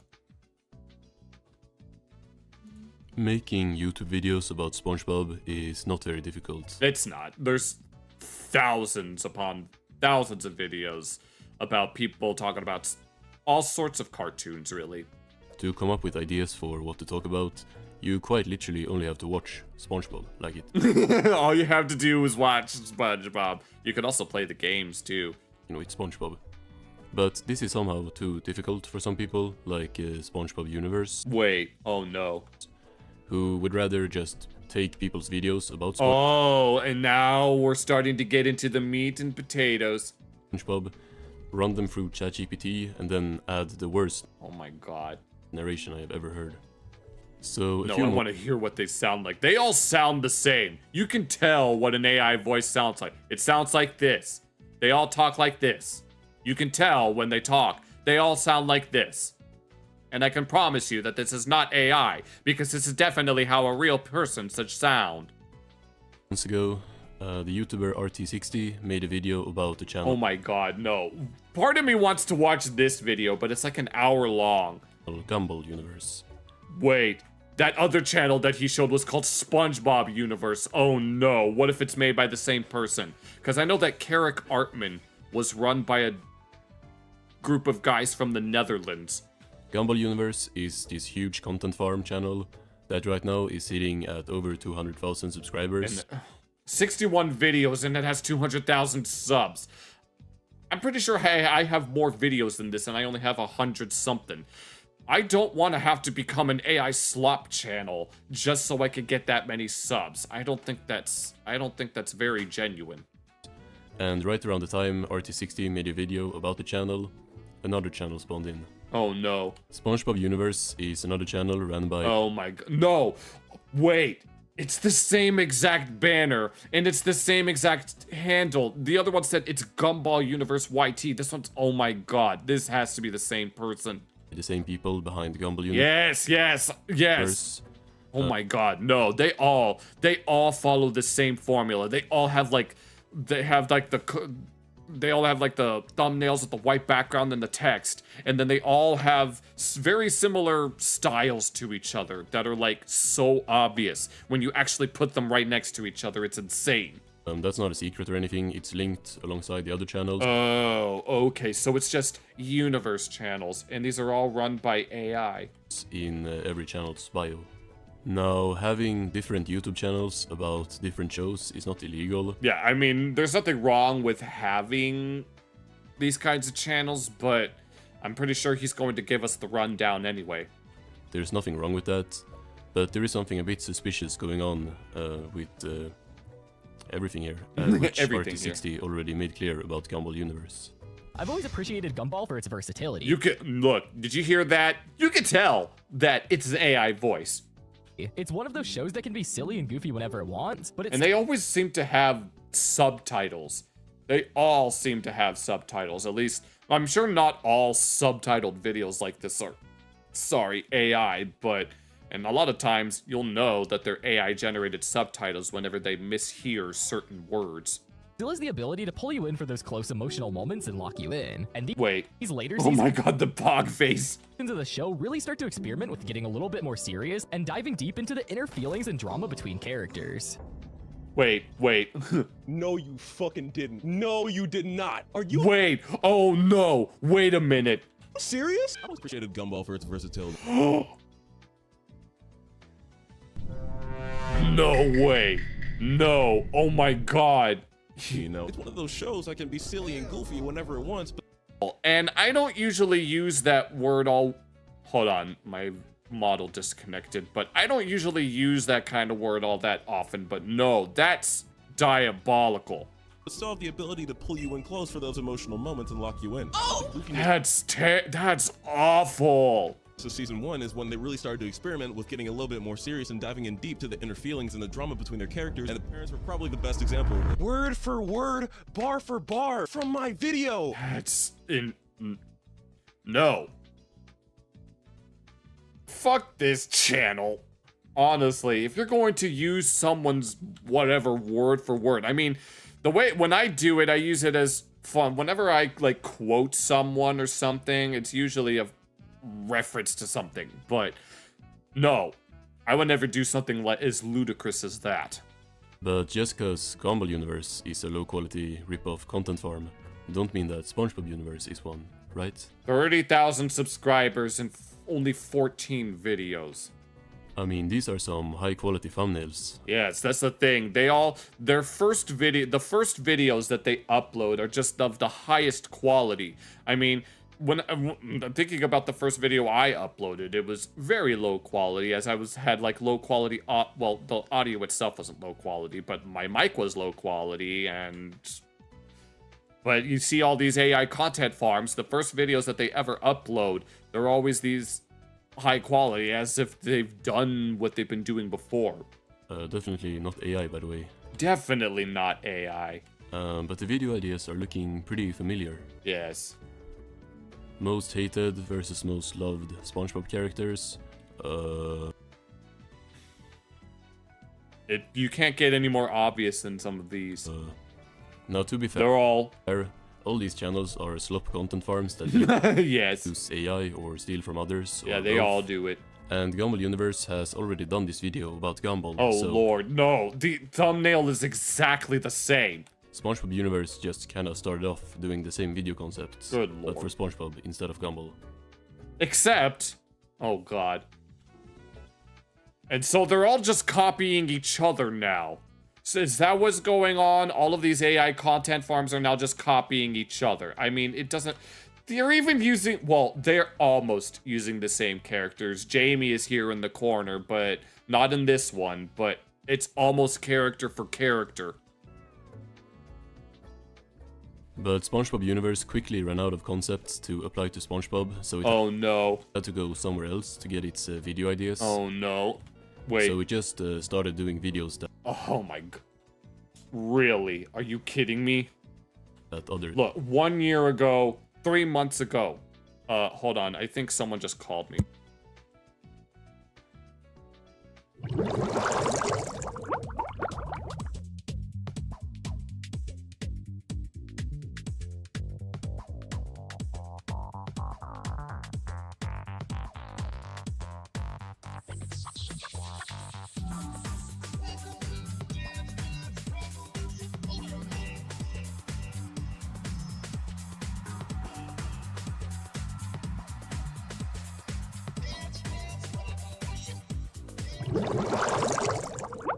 Apologies for that. I misheard. I thought someone called my name, but I was mistaken.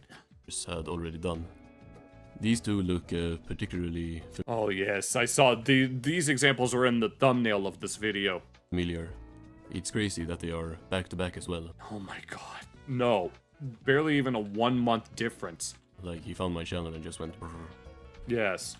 SpongeBob is probably the most friendly character on TV. Oh my god. It's even using the same voice as the Gumball one. And it seems like he has absolutely no No, enemies. you see those... well, except... no, look at the way that it's animated. No, most other channels, whenever they do that, they usually use either stock photos or stock footage, I guess. But this... except for himself. More specifically, his newer, more annoying self. Speaking yeah, and the way that they present, you see the way that they're all animated. about annoying. Bro, what is this voice? Is this the YouTube voice? Like, is this the formula? So in this video... so yes, this is exactly what it sounds like. This is exactly what it's supposed to be. we're gonna look at why classic SpongeBob would absolutely despise modern SpongeBob, starting off by seeing what things actually make classic SpongeBob mad. To be fair, this is kind of what I tried sounding like in my early videos, like hyping my own voice up to try and sound like this, but I'm really glad I stopped doing Oh, is that the case? that because this is just unbearable. Now, seeing SpongeBob angry is probably rarer than you going outside, but there are a few times where we can see classic SpongeBob get extremely mad, and we're gonna use those to build a profile for it. Oh, It's Lord. just doing the same I did with my video, like months earlier, like first going through times where classic SpongeBob got mad. So he tries subtly telling him to get a job, but that doesn't work. Oh my god, no. We need to check out W SpongeBob. We need to check out what, we need a side-by-side comparison. No, that Gumball one was absurd. So he lets Squidward know what he wants, but that still doesn't work, which causes SpongeBob to explode. Then it talks about modern episodes where classic SpongeBob would get mad, but modern SpongeBob don't.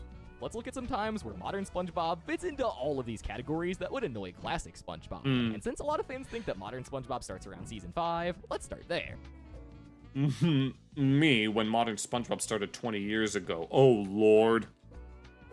But its arguments are really dumb with their examples he picks, because while it uses the same classic episodes I used, it's just kinda lost when it gets to the modern stuff. Oh, yeah. Plain to see. In this episode, Squidward tries to escape from the nightmare that is his day-to-day life by going on vacation. But SpongeBob and Patrick need to be with Squidward 24/7, so they do everything they can to stop the flight. This would enrage classic SpongeBob. What?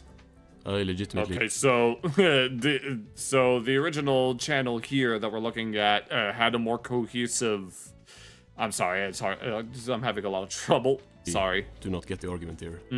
Like, listening to this for the first time, I have no idea what he's saying. Okay, even I was having trouble, which is my point.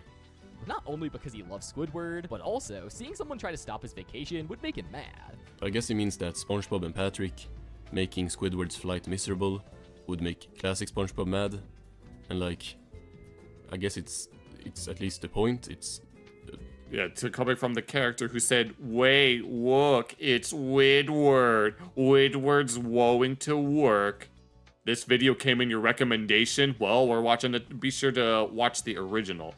Wait, the video that we're watching now, or one of these AI videos? He's trying to make an argument, but it's a really bad one. Like, you can't just go, classic SpongeBob would get mad, but modern SpongeBob don't, if it's in reference to like Squidward being treated poorly. Because like, what? Have you seen jellyfishing? Oh, yes. This was... Okay, the one we're watching now. Yeah. Well, if you're able to watch it on your own time just to show some support, I'd recommend it. Because I'm here just trying to make sure that I'm commentating on it enough and being transformative. But yes, there are many times where SpongeBob and Patrick have done things very bad to Squidward, even though they at least try to make up for it in some instances. I think that's like one of the first episodes. That is not a good argument. Like, what? Another reason, though, is because Squidward makes it clear multiple times that this is just a vacation and that he's coming back. But modern SpongeBob doesn't pick up on that. And as we've already established, classic SpongeBob really doesn't like when people don't listen. So I just realized he did the Trudevrc thing here. Want to listen to Indian Banger? I promise... I told early on when I started streaming, I told everyone that I didn't want to listen to music on stream anymore because I'm tired of getting copy claimed all the time. So if that's what you mean, then probably not. And lied about the episode because Sponge Truths. SpongeBob thinking that this vacation is permanent or something is just not something that... Oh, so they're lying about what happens in these episodes as well. Well then. Happens in the episode. It's just not a plot point at all. Like him thinking that Squidward is never coming back, that's just... that's not... So that never happens in the episode, huh? In the episode. So he just lied about the episode. They just want to come along on the flight because they think it's like fun. It's like a family vacation thing. So yeah. Well, I've never seen that episode, so I wouldn't know. Lying about SpongeBob, very ChatGPT behavior right there. Oh my god. But now, let's fall down to the deepest pits of hell, moving our way into Season 6. This is when SpongeBob... Okay, so we're just jumping to random seasons at this point. Both the show and the character completely fell off. Yes, modern SpongeBob, aka 15 years ago. Oh my god, no. When I come up with my, I don't even know what you would call it. Like, I have classic SpongeBob, pre-modern SpongeBob, early modern SpongeBob, and post-modern SpongeBob, if that makes any sense. So, this example is stupid as well. It's not modern SpongeBob. I don't know what timeline he's living in. I mean, back then, back when that was a thing, yes, it would have been considered modern. Back when Season 8 was considered modern. Okay, but modern SpongeBob is better than OG, I wouldn't know, so... Speaking of timelines, this channel was not aware of the episode Timeline Twist Up that came out a couple of months after my video, where classic and modern SpongeBob actually met. Oh, this actually happened. No, I vaguely remembered this being a thing. I have my own problems with this episode and these interactions between the supposed classic and modern versions. Oh my god, that doesn't even look like classic. I mean, he's got the hydrodynamic spatula with port and starboard attachments, and let's not forget the turbo drive. But does Tiny Tim sing his song in this episode? Characters. But the reason I didn't mention this episode in my video was because my video came out before the episode came out. Now, when the SpongeBob Universe video came out, the episode had already been out for months. So it really makes no sense to not mention the episode. Really? No matter how it would factor in with the topic, like even if you were like me, I made a video on the episode itself, and I said like, I don't think that this is an accurate representation. Oh, it's this channel, I figured. Of classic SpongeBob, like, you know, everything. You can say that, but to like not even bring it up. That's the problem when you copy a video concept with no real thoughts of your own. At least me doing this reaction, I'm trying to give my own commentary in order to make sure that it's transformative. And then probably let ChatGPT write a, you know, quote-unquote new script for your really lazy video. Like, this is some lazy content if I've ever seen it. Yes, like, wait, what's the... Oh, script. Never mind, sorry. SpongeBob. Just watch SpongeBob and then, like, come up with your own idea. Yes. It's really that simple. Like, I'm sure, like, anyone could, like, watch SpongeBob and have something to say about it. Like, even if it's just, like, reviewing the episode you just watched. Yeah, I'm pretty sure there's not much that people can say. I'm sure people can come up with their own twists when it comes to, say, reviewing episodes or talking about... Not necessarily lore, but at least something that's interesting about it. It's not like you're copying quantum physics videos Yes. or something. It's like anyone can understand this. Yeah. So, in this situation, modern SpongeBob would 100% catch the full wrath of classic SpongeBob. So, in conclusion... This video is just my video ran through AI. You don't like talking about a cartoon that's not lazy? Yeah. I don't even know. That's like an accusation, but it's like... I don't know what it is else. It's just the things that I said, like... Yeah.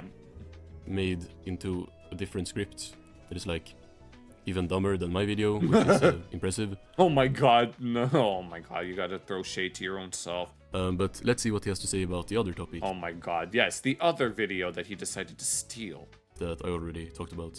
Who lives in a pineapple under the sea?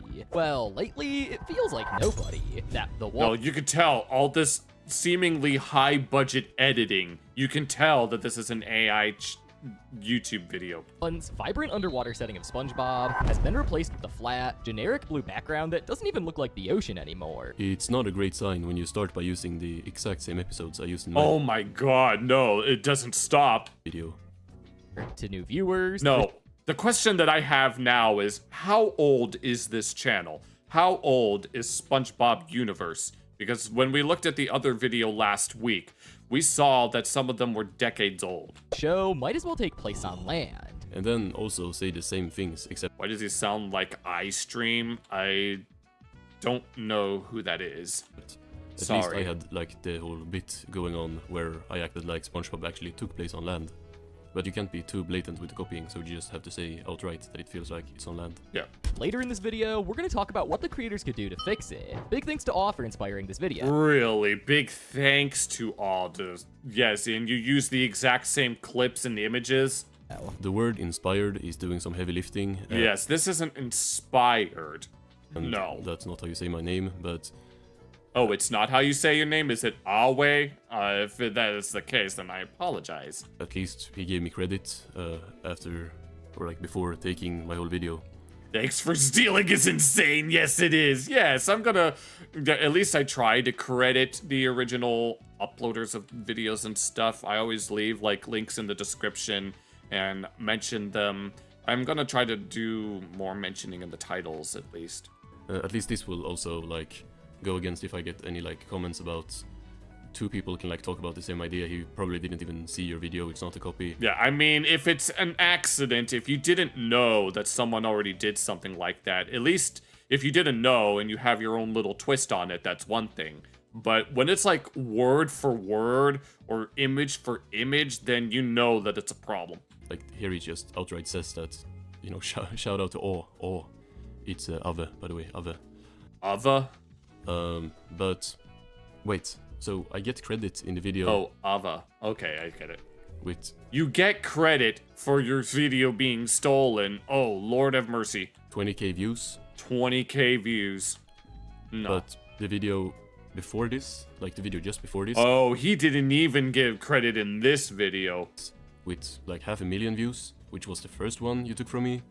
I don't get any credit there. Nope. The rule, selective whatever the hell.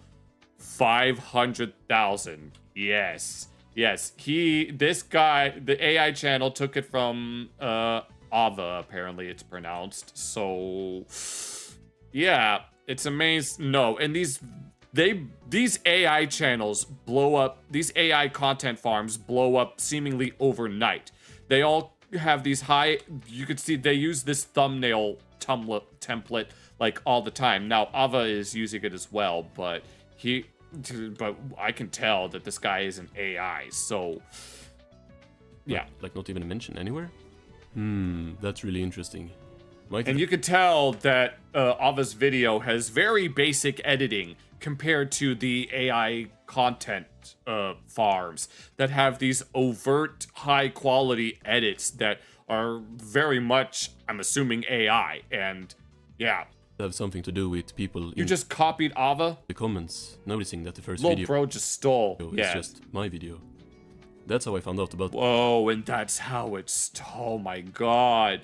This makes it a lot scummier. Like, it's already not enough to just say shout out to this guy and then copy his whole video. Yeah. But to not even say that until you are called out for taking the video. That's awful. That's some content farm behavior right here. No, I mean, the one that we saw earlier with that gumball, this guy has a gumball related channel using someone else's video word for word, using the exact same freaking. Check out the comments. I'll do that after this. Now, the first reason that SpongeBob doesn't feel like it takes place underwater anymore has to be its change in color saturation. This is funny because that is one of my main points as well. Of course it's one of your main points. Except I didn't know that's what it was called. Oh, color saturation, huh? So, well, at least the AI Slop channel knows the technical terms. So I said like muted colors. Muted colors. And then my video... I believe you're referring to saturation. Had hundreds of comments saying that the word I'm looking for is like these desaturated colors. And that's how you know, I guess, that Ava is genuine, because if you're an AI slop maker, then you can just generate whatever the proper terminology is. But when you're a small content creator like this that's just doing it on the fly, then you don't necessarily know all the technical terms that you might need to know. True, that was the word I was looking for. That's a way better way of putting it. But does that mean that his video is now better than mine because he's using the right words? Shit. If you compare the newest season of SpongeBob all the way back to season 1, you can see that it has a less warm and darker shade, which helps give it the feeling of being underwater, as the brighter season 15 background is more similar to a sunny sky. Bro, this is not season 15. This isn't even, oh my god, you can't even get your season straight.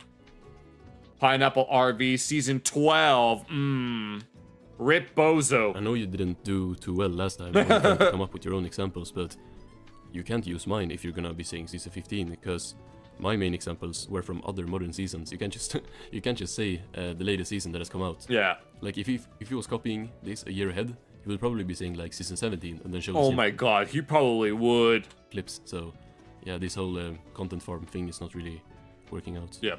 However, this lower saturation was probably not done as an artistic choice, but so that's not a classic SpongeBob frame. Wait, no, that is. This scene does not appear anywhere in SpongeBob. This is clearly generated in some way. Frame from the season 15. Is it season 15? Yeah. Oh, it's not. Oh, maybe it is. Season 15, bro, does not know the difference between it. It is season 15. The season 15 episode. Oh, it is. I mean, that's clearly not classic SpongeBob, but fish called Sandy. But it's like redrawn by some. Good lord, no. What the hell? So that was just a freaking season 15. The season 15 episode, A Fish Called Sandy. So that's the actual frame, and then. But it's like redrawn. And then they turn that same frame in order to mimic the style of season 1. What the hell? By someone to. Who thought this was a good idea? I know that like Carrick Artman has like a team of people from the Netherlands, India, Pakistan, and Kenya. Who amongst those people, if they're all working together on these AI channels, who thought that this was a good idea? To look more like season 1. Didn't give any credit to the artist of this because it's probably an AI generated modification. To be fair, I don't even think SpongeBob Universe itself knows that this is a fan art. So not giving. Is it fan art though? Credits to the artist. Maybe India. We guys do shit like that. I bet. I mean, yeah. I don't know, putting the wrong screenshots, like, in the first place is even funnier. Yeah. When it actually starts talking about this episode later. Oh. Like, obviously, it knows that it's gonna start glazing this episode for like 2 minutes later, but you know, oh my god. Thinks that it's from season 1, which is just, it has no idea what it's talking about. By the way, I'm saying it because it's a robot. It, because it's just a robot. Robot, it's AI. It's a clonker, as some people will call it. Sea creatures that they introduce. In the first 2 seasons, we are introduced to a whole cast based on creatures, like crabs, starfish, whales, and pufferfish. And those are the only characters that are of those species. Wstream, hello. Christian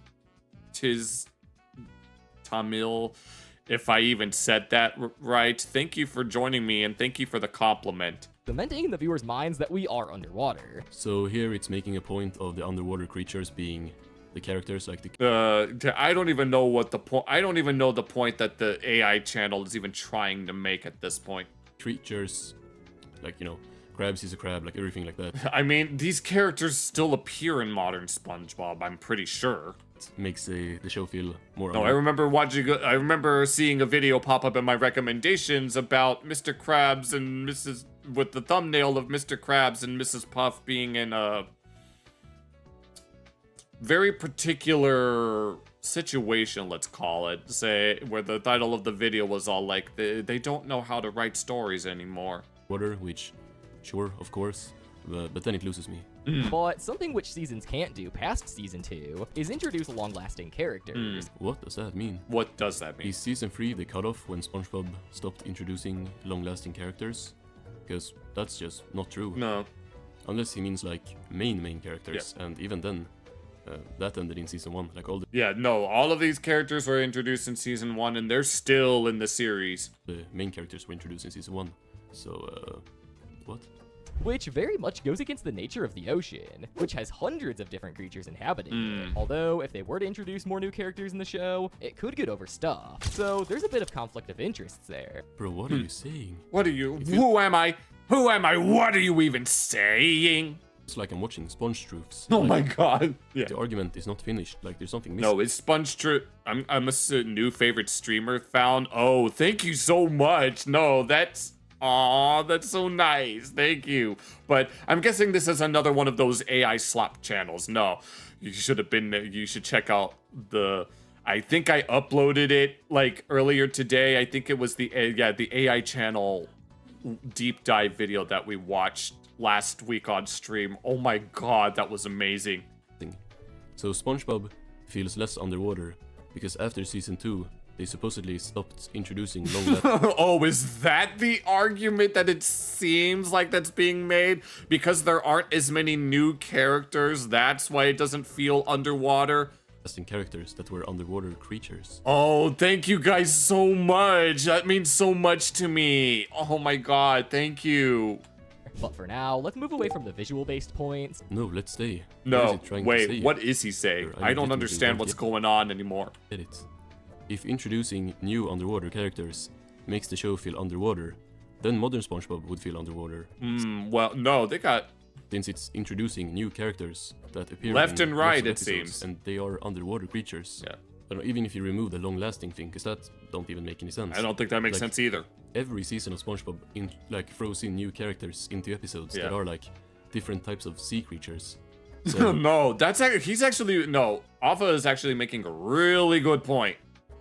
That's just a really bad point. The music of SpongeBob is... Yes, and SpongeBob Universe is making very bad points. We give and take here on the Biscoon channel. Perfect, capturing both the chill and laid-back vibe of the underwater aesthetic, making it feel like you're drifting across water. I need to find out what the real original video is that Ava made, because I think what he's going for is like when you watch SpongeBob, like you can hear whenever they move, you can hear the water and you can see bubbles and stuff, but I don't actually know if that's what happens. However, similar to the point of new characters, there isn't much new music in newer SpongeBob. And this point is even stupider. I thought it would copy the point of the Greg Cubed video. Oh, the musical decline. Da da da da da da da da. Da da da da da da da da da da da. Oh, I should look at that video. About the show replacing. Is that what you're asking? Maybe we could do that after this as a VOD exclusive. Because I like to keep certain reactions and stuff exclusive to the VODs so that it gives you motivation to watch them. As the seasons went on, but it's going in the complete opposite way and arguing like the opposite. There isn't much new music in newer SpongeBob, just reused music from earlier seasons. I mean, the way that SpongeBob music works is that it's technically licensed from... I can't remember the name. Soton something. They license it from some indie label. That's where they get most of their songs from. I don't remember what the name of it is. Which makes it seem tired, and sucks. I could probably look it up in a moment. Initial feelings we had. Makes absolutely no sense.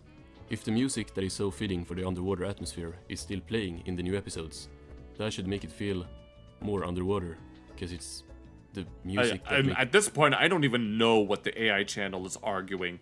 Makes it feel underwater. Concord Theatricals? I might have to look it up. I swear I know what it is. However, unlike the previous point on how adding new characters may make the show feel overstuffed, I believe adding new music would unanimously benefit the show and the underwater aesthetic. Yeah, let's replace the music that you said. Yes, the music was on the decline, so now let's replace it with music that people might not even vibe with. It gave the show its underwater aesthetic to benefit the underwater aesthetic. Yes. While we're at it, let's replace the underwater characters. yes, let's actually get the voice actors. As well, to make it feel more underwater. Now that we've covered the 4 major problems in modern SpongeBob... If these were the 4 main problems with modern SpongeBob, the show would be a lot better. I bet. Before we dive into how to properly fix the aesthetics in modern SpongeBob, we first have to look at when exactly did the show stop feeling like it was underwater. That might be subjective for some people. Why are your seasons out of order? Oh, yeah, I noticed that. I was like, why is season 7 next to season 1? The last time I checked, 7 does not come after 1 unless you do some linguistic shenanigans. Yang, like season 7, the famous season between seasons. Yes, the famous season. 1 and 2, what? Season 13 and 14, or 14 and 15. Yes. Like, it's just... Bro, we use AI to fix... Yes. Oh my god, no. I can only imagine that's exactly what the executives want to do. I'm pretty sure... No, that's what they've been doing in, I think, the gaming industry. I know that, Xbox and Meta and even Square Enix be using AI, and so... Oh, yeah. 13 coming after 14. Yeah, I can imagine that they would probably want that to happen just so they could cut out the middleman. What? I believe the answer is shockingly season 4. Yeah, I know it's the generic answer everyone gives to these kind of why did SpongeBob fall off type questions, but this is true. Can't wait. This is true. Well, I'm sure that's the general consensus, but I'm sure some people still like some of those seasons. To see his evidence backing this up, because even I admitted that season 1 was special for the underwater atmosphere. Stephen Hillenburg, the creator of the show, may rest in peace, left after season 3. He left an amazing mark on SpongeBob. Yeah, my goat, Stephen Hillenburg. Oh, hello, Dan the Man. Welcome back. Yes, thanks for the happy Thanksgiving, and well, ciao, Hardy. All right, that's nice. He gave the show its iconic underwater mark. Yeah, it's Thanksgiving here in the U.S. for anyone who's not from the U.S. For all the pre-movie seasons, 1, 7, 1, 7, 2, 3, goated stuff. It's very apparent to the entire fandom. Yep. Rest in peace. That when he left, not only did the quality of the show fall off, but also did the marine feel, as he applied so much of his knowledge to these episodes. Yeah, Stephen Hillenburg was a marine biologist before he created SpongeBob. And apparently he was inspired through a fishing trip, I think it was. Almost feels like parody when you talk about the marine feel being gone in season 4 and onward. And then you have a season 4 episode. No, you have this that shows all sorts of, tough fish guys, but... With a Navy reunion on screen. Yes, no, the irony. Oh, yeah. Like, the Navy is almost the Marines. Yeah. Like, I know the Marines is not marine, but, it's just... It feels like... Well, don't worry, we know what you mean. Editing this video is just putting anything on screen at this point. Well, although we've been talking down on the later seasons of SpongeBob, making it seem like there is no hope, there has actually, very recently, been an and he brings it up now? Episode that brings us back to that long-awaited feat. Oh, wait. That episode is a fish called Sandy. He glazes a fish called Sandy. take it down like a raccoon. Similar to me. Oh my god, yeah. For like a couple minutes here, but yet apparently can't recognize a frame from it. No, he can't. So that's interesting. The darker, inky colors give not only the nostalgic kick of the older seasons, but also reintroduces the Wait, what happened to Sandy's palette? undersea vibe that the older seasons had. Oh, it's This is actually because the supervising director, Ian Vanquez, he didn't even say it right. What the hell? This does not say Vanquez. What the hell? No, my Mexican half is freaking going off the rails now. It's Vasquez. Vasquez is how you say this name. Whenever the letter V comes after a consonant, you gotta pronounce it B. If it's between of two vowels, then you pronounce it V, which is a mix between a B and a V. It's Vasquez. Thank you. Vanquez sounds like a Vanquez sounds like a side mission. No. Oh my god, no. Vasquez. Vasquez is how you say it, or Vasquez, as they would say in Spain specifically. But I'm not Spanish from Spain Spanish. I'm Mexican Spanish, half Mexican that is. So yeah, Ian Vasquez is how you say it. Vanquest, what the hell? No, now you know for sure that this is fucking AI when you can't even pronounce the name correctly. Oh my god, that's gonna be the preview of this video. How do you even misread that? Like it's... You see, like reading one letter sideways? Vanquest, I can't. I don't know, it's not the first time and not the last time either, he just can't talk. Is the classic aesthetic in A Fish Called Sandy intended to be a one-time thing, or is it going to be the status quo for the series going forward? No, it was Ian Vanquez. He says it wrong again. Flexing his art. I mean, I know it's a bot. Oh, hey there, Bunda. Welcome. You're just in time for the an AI SpongeBob channel stealing someone else's video, and they mispronounced the name Vasquez as Vanquest. Like, here, I will show you this name. The AI content channel mispronounced this name as Vanquest instead of Vasquez. And I harped on that for at least a minute because I can and I will. This is my stream and my video, so I will harp on whatever the hell I want. So, yeah, that's exactly what's going on. Can't talk. Is the classic aesthetic in A Fish Called Sandy intended to be a one-time thing, or is it going to be the status quo for the series going forward? No, it was Ian Vanquez flexing his artistic chops. Vanquez. And a tip of the hat to the original designers. That's two in one sentence, so we might have the dangerous combo of dyslexia and Dyscalculia. Whatever it's called. I've heard it be called dyscalculia and dyscalculation. Yeah, you see so much AI being used in most of the videos you watch. You can't afford actual voiceover artists under the economies we live now. I mean, yeah.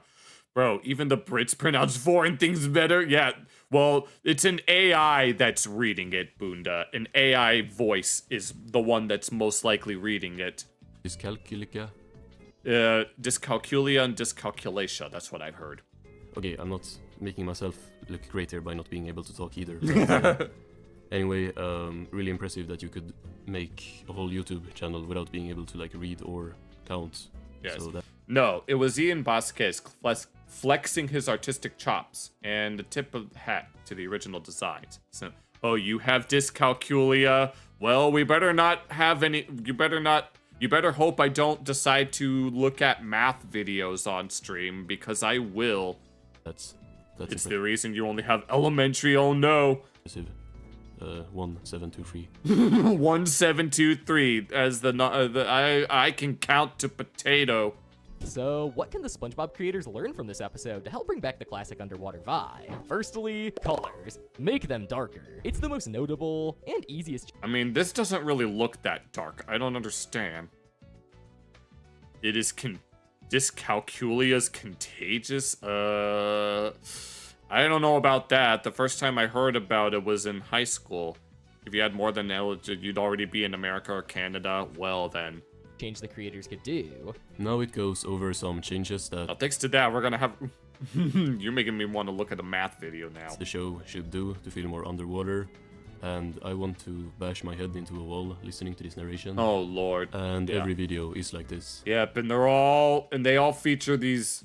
No, I remember seeing a few of these pop up in my recommendations. So yeah. Or I don't know, I haven't watched every video, but one. Please don't watch every video. I'm not even going. We're watching you watch the one video, and I already don't want to watch it. Quick YouTube search can show me how original they are. Good lord, the fuck is the Mandela effect video? I have no idea. And if you were, you'd have a far greater chance of getting a girl or boyfriend, huh? It has gotten so bad that yeah, I don't. Channel is now copying Sponge Truths. Yeah, the AI channels are now copying each other.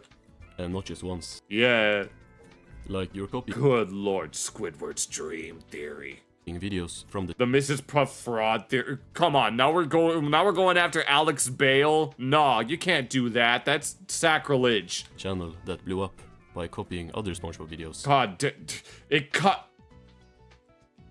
a copycat channel that has 112,000 subs, and here I am busting my chops, and I barely have 200. What the hell? What happened, YouTube? And it's actually like, without a doubt, using. They're getting worse. I mean, we tried to we exposed them last week, or someone exposed them last week, but it's still we still got a ways to go. AI YouTuber lies about SpongeBob. Yes. AI. Is this like Inception? I don't know what it's supposed to be. No, what was it? The Mandela effect one? I can't find a single original video on the SpongeBob Universe channel. Like every single one of these. Yes. Oh yeah, this is the one that you noticed, John. These are copied from another channel, real or AI, and usually uploaded like less than. Soon, 1 million for you, man. Don't worry. Oh, don't. Yes, someone when I first started streaming said that they would bet money on me having more followers than iDubbbz by the end of next year, and I'll be all there for it, and it's gonna be glorious. A month before. I thought the first video was at least somewhat original and just a reuse idea from Gumball Universe. But no. I searched the title, but replaced Gumball with SpongeBob. No, the other way. I replaced SpongeBob with Gumball. And what good thing? Oh my god! So this guy's Gumball videos weren't the only thing that was being stolen. The straight up titles were being freaking. I mean, anyone can make a title like this, but still find a way to put their own twist on it. But no, at the beginning of the video, Bunda, this YouTuber here did a side-by-side comparison of one of his own videos to one of the same slop. It is almost the same to one of the slop channels, and the slop channel was using one of this guy's videos word for word. I'll rewind it for you. It's fucking RT60. He copied the guy who exposed him as a copying content farm. Yeah. Like right before he exposed him as that as well. He gave him like some more evidence. No, I'm gonna be. You'd be so mad if you were iDubbbz seeing a trash panda VTuber. Reactions. Well, iDubbbz can't be mad at me. I am a minority in more ways than one. He's supposed to be on my side, but no, he's probably gonna call me a self-hating grifter, and I will be there for that, and that is gonna be outstanding. Well, this one, oh my god, it's an hour long though. Oh my god, we should probably watch that on Friday night / Saturday morning. Oh my god, that would actually be a lot of fun. I should check this out when I get the chance, and we'll look at it on stream. He needed it. This whole thing is just really ironic. Yeah. And while I would like to go through these. Yeah, I'm the straightest gay man in the world's most I am the most endangered minority. No, people are going to be clipping that out of context, and then they're going to be posting it on Blue Sky and calling me all of the words in the book. Loser's other videos. I would very much not like to as well, because I don't want to listen to more of its voice. Its voice? I don't know. It's an it. 100k on this video, and we'll do it. I don't know. Okay, here, Bunda, I need to show you that. I need to show it to you because, oh my god. Here, I found it. I've always appreciated Gumball for its versatility. It's one of those shows that can be silly and goofy whenever it wants, but it still has the ability to pull you in for those close emotional moments and lock you in. And these later seasons of the show really start to experiment with getting a little bit more serious and diving deep into the inner feelings and drama between characters. No, you fucking didn't. No. Word for word. This guy used those exact same words in his own video about Gumball.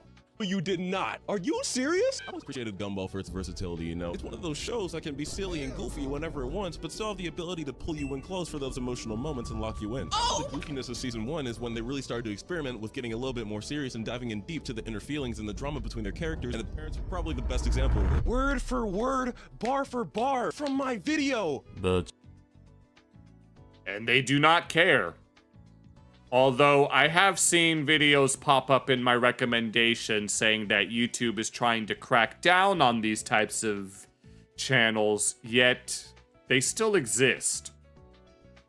So YouTube clearly isn't doing a very good job at the very least. So here. Its voice. No, that was... You know what? I think this should be another weekly tradition where we expose AI slop farms like this so that I can at least help spread the word, and then they will be with botted views. And is that no, they have these AI slop channels, they all have tens of thousands of hundreds of thousands of views and hundreds of thousands of subscribers, and like, oh, you made a clip, oh good lord, oh no, I don't want to see it right now. I mean, I'm using like, the screen that you're seeing here is my PC, and it's connected to my laptop with a capture card, and my laptop is being used for OBS, but oh my god, no. Please, if you're on Kick, do not be afraid. Do not be afraid to clip anything. Let me get taken out of context so that I can be... Because I want to be popular. YouTube deleted your chat saying they kill one content farm and 50 more pop up. Oh my god, like the heads of a hydra. These content farms. No, the video we looked at last week, like Blooms exposed Carrick Artman. Check out the comments. All right, I'll do that in a moment. But yeah, let's see. It's not a farm. Hold on, the chat is in the, multi-chat's in the way. It's not a farm, it's a disaster. This plagiarist gives off the energy of, hello internet, and welcome to Behind the Meme. Yes, before ChatGPT, we had ElsaGate. I miss ElsaGate because ElsaGate is so fucking absurd that at least it was somewhat funny. Even if the video makes $600, that's a fortune, and I have in India. John in Kick Chat is from India. Perhaps he would be able to enlighten us on some things. I saw this with someone who made an Incredibles video who, days later, had their video stolen by AI. Plagiarism? Ew. AI? Hella ew, brother. Ew. Yes, ElsaGate was original, as obscene as it was. The slop farm channels never failed to have the worst narration imaginable. I'm starting to think it might be some weird form of vocal stim for the viewers. No. You know, the dead internet theory may be a spooky meme or whatever, but it is a whole new low when these slop farms copy each other. Honestly, it's more refreshing that Ava didn't know what saturation was, because it shows he's like, human? And learning new words? Crazy, I know. You apologize on behalf of all Czechs. Oh, Lord have mercy. As a test, we need to go up to SpongeBob Universe and say, Squidward's father never hugged him. Isn't that sad? These videos are everywhere and we absolutely hate it. It's crazy how poorly AI understands anything it talks about. It's not as noticeable in smaller text, but it gets so incoherent when you ask it to narrate a whole video. Yeah, that's the thing. I mean, there's nothing... Yeah, it's not just a boulder, it's a rock. Classic plagiarism dilemma. Try to make something not seem plagiarized to the point that you just butcher the original entirely. Oh my god. Oh, Lord have mercy. That's... No, and it's it. I mean, I know that in my meme streams, we've been looking at AI Pixar slop, mostly because of just how obscene that stuff is, but at least at least the people that are making them botted comments to fit. Wait, there's no way that there are botted comments. I didn't notice any.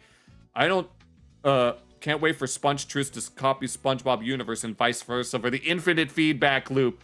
Yes, this isn't about quality but quantity, and counting on naive people and mainly children.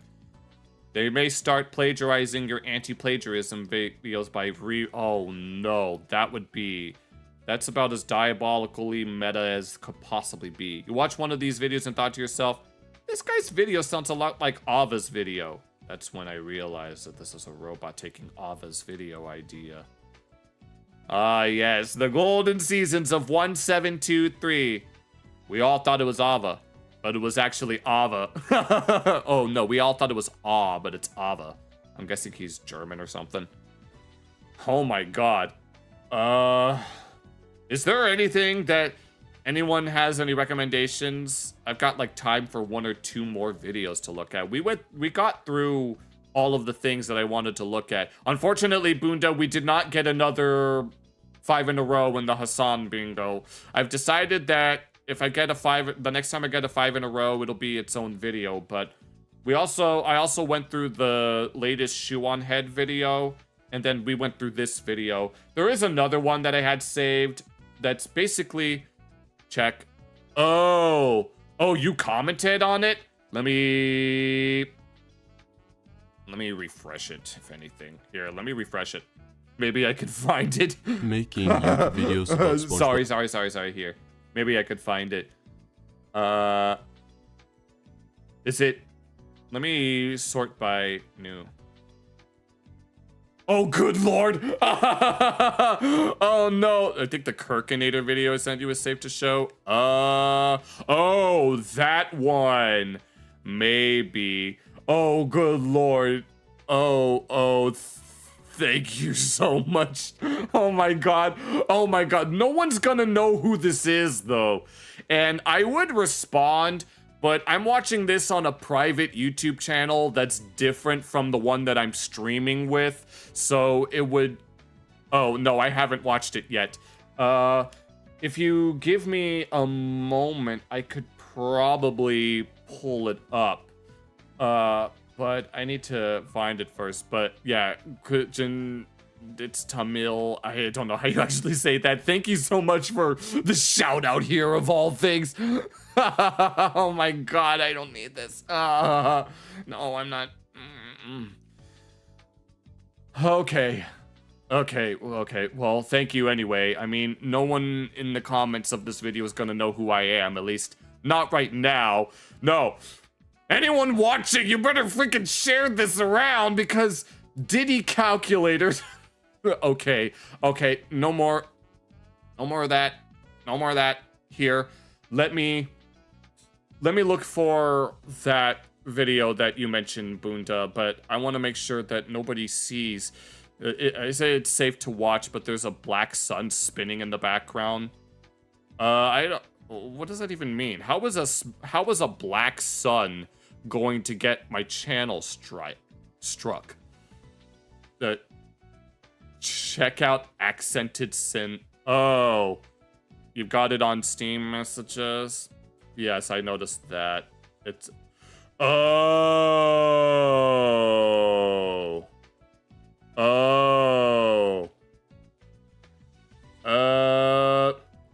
I don't know if we'd be able to look at that.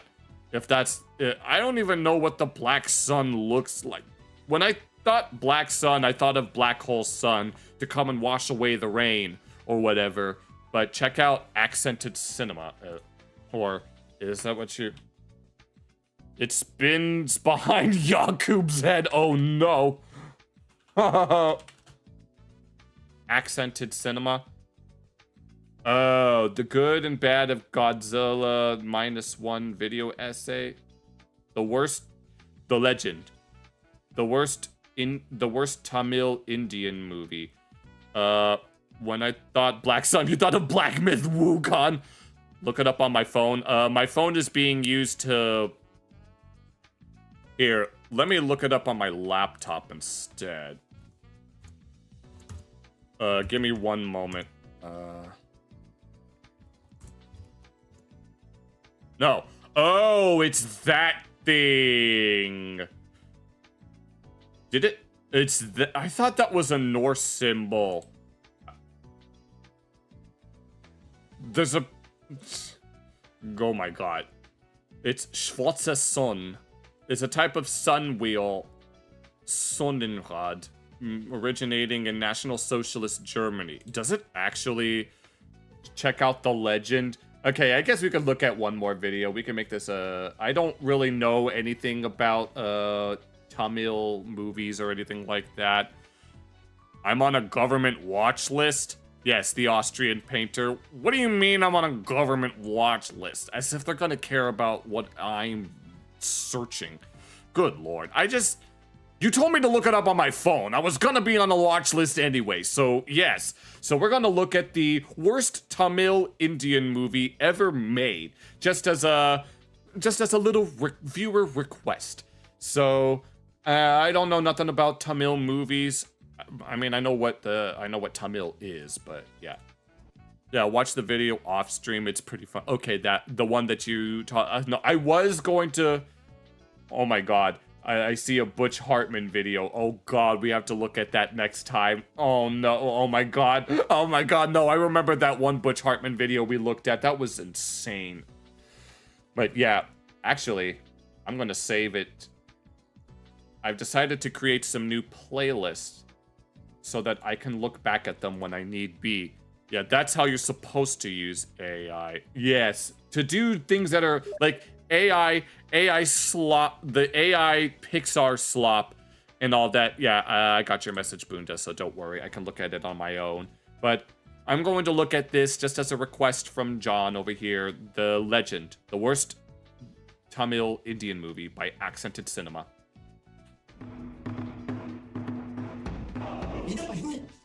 Why are you playing with the air? Okay, why are there two sets of subtitles? Okay. This is Daichi. This is Daichi. Oh, f off. What the hell was that? No, M. Night Shyamalan's last Airbender movie had been... well, I don't know if I could really say that about that movie, but... This video is sponsored by Squarespace. Okay, this one I will skip the ad because this isn't MoreSh0eonhead. Accented Cinema. Okay. Welcome back to our Bad Movies World Tour. You may be wondering, didn't we already cover the worst Indian movie? What is the worst Indian movie? I wouldn't know. Well, yes. What was that? Vinaya Vitya Rama. But India isn't just one film industry. Lumping all the diversity into one stain is rather unfair. Oh my god, is he just roasting Bollywood or something? I don't know. I don't know that much about Indian films, so I can't comment on it that much. We have explored the depths of Hindi language films, so today we head south and give Tamil cinema It is the Destrohi movie. a chance to embarrass itself. This is The Legend, a 2022 action movie. This is Densetsu. Written and produced by Aru Saravanan, who predictably also stars in the lead. Of course. Yes, you gotta... The Bollywood makes absolutely the best meme slot movies. Oh no. Aru the Legend Saravanan is heir to a large retail chain in India and infamous online for his... What the heck is going on? Hold on, yes, I'm buffering, so I'm sorry. Yeah, for some reason my phone keeps... Oh, it's because my laptop keeps losing bars on the internet. Yeah, that'll happen. It should be fine for now. Cringy commercials.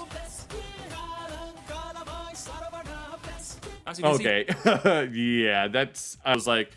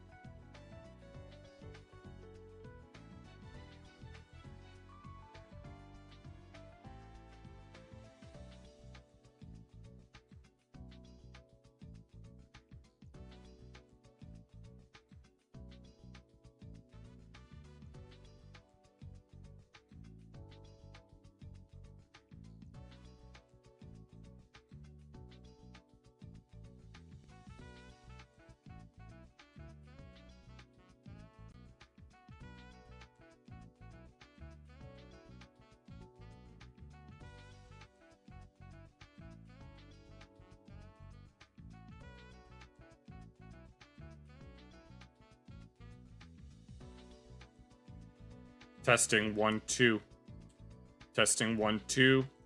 If anyone's on YouTube or Kick, if you would be able to, yo man, Tamil movie. Okay, is everything looking fine? I got temporarily disconnected. Is everything? Are you getting the footage, John? Apologies, Christian tis Tamil.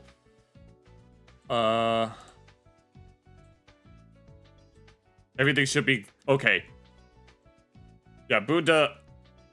I shouldn't be streaming Wi-Fi. Wi-Fi is the only way that I can get my phone to connect to my laptop to use the VTube Studio, which is why I'm using it in the first place. I wouldn't know how to connect my phone to an Ethernet.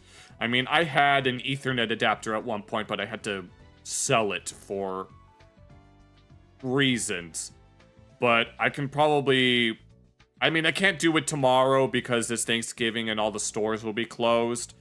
But I could try getting another one. I have to make sure that it's something cheap, though. Alright, if everyone can see... Yeah, this is the worst movie in Tamil. Yes, okay. Alright. If everything is working alright. Okay, alright. Apologies. You watched it in theater and came halfway. Oh, Lord.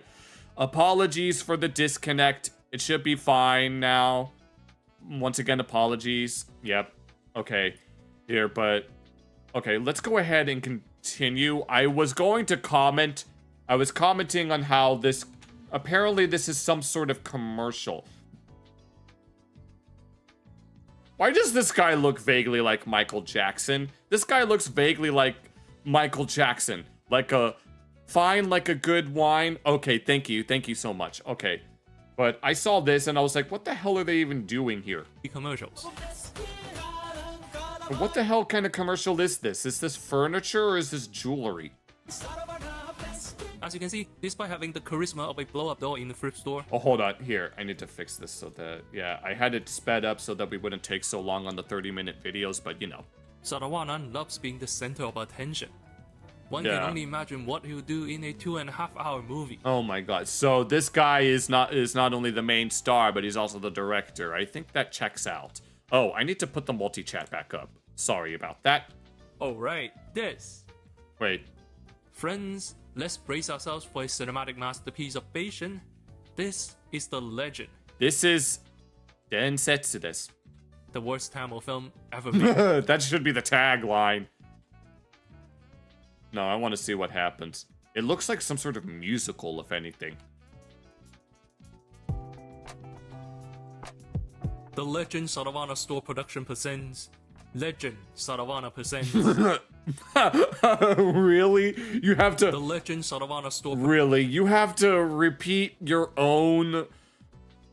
you have to repeat your own freaking thingamajig. Production presents... Legend Saravana presents. Yeah, you have to repeat your own fucking logo. Legend Saravana. Oh my god, 3 times? 3 times is the charge. The Legend. Subtitle, The Legend. Wait, no, there's no way that this is the actual intro of the movie. Give me a moment.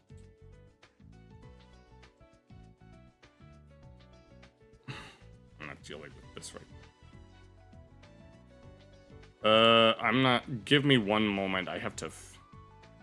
I'm not dealing with this right... Whoever you are, deport... I'm not... No, I don't do that. At least not... No. Get out of here. I'm not going to let you accuse me of stuff, so please go away. There. Good lord. I'm not dealing with that right now. Here. The movie opens with the medical mafia hunting escaped prisoners used for human experiments.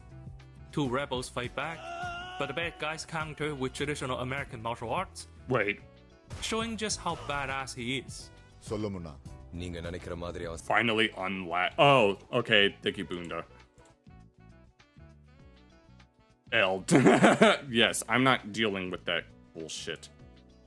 I've dealt with enough of that. He's no ordinary man, Vijay. He's a man of focus.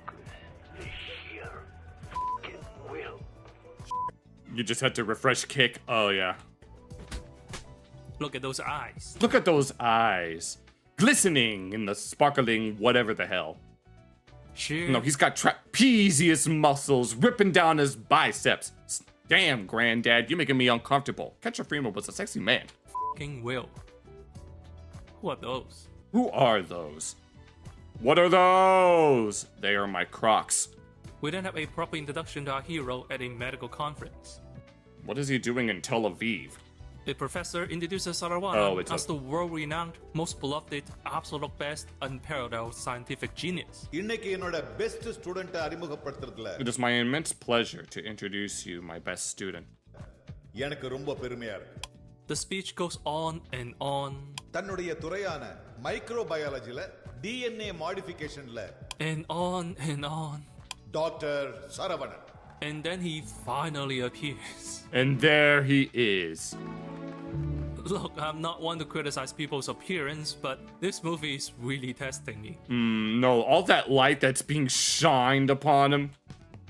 But yeah, this is our hero, Saravanan, played by Saravanan, presented by Saravanan. Of course, he gives his own speech, and it lasts just as long.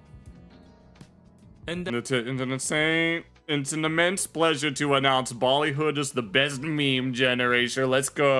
And there's a third introduction to Saravanan. It's like watching Return of the King backwards. He returns to his village. Everyone worships him.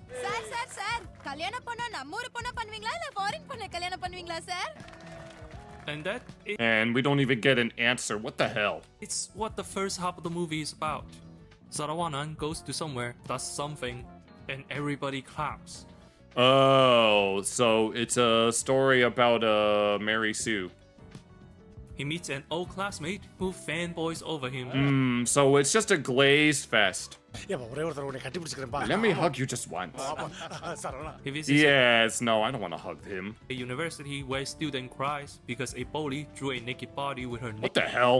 Name on it. Saravanan fixes the image. Bruh.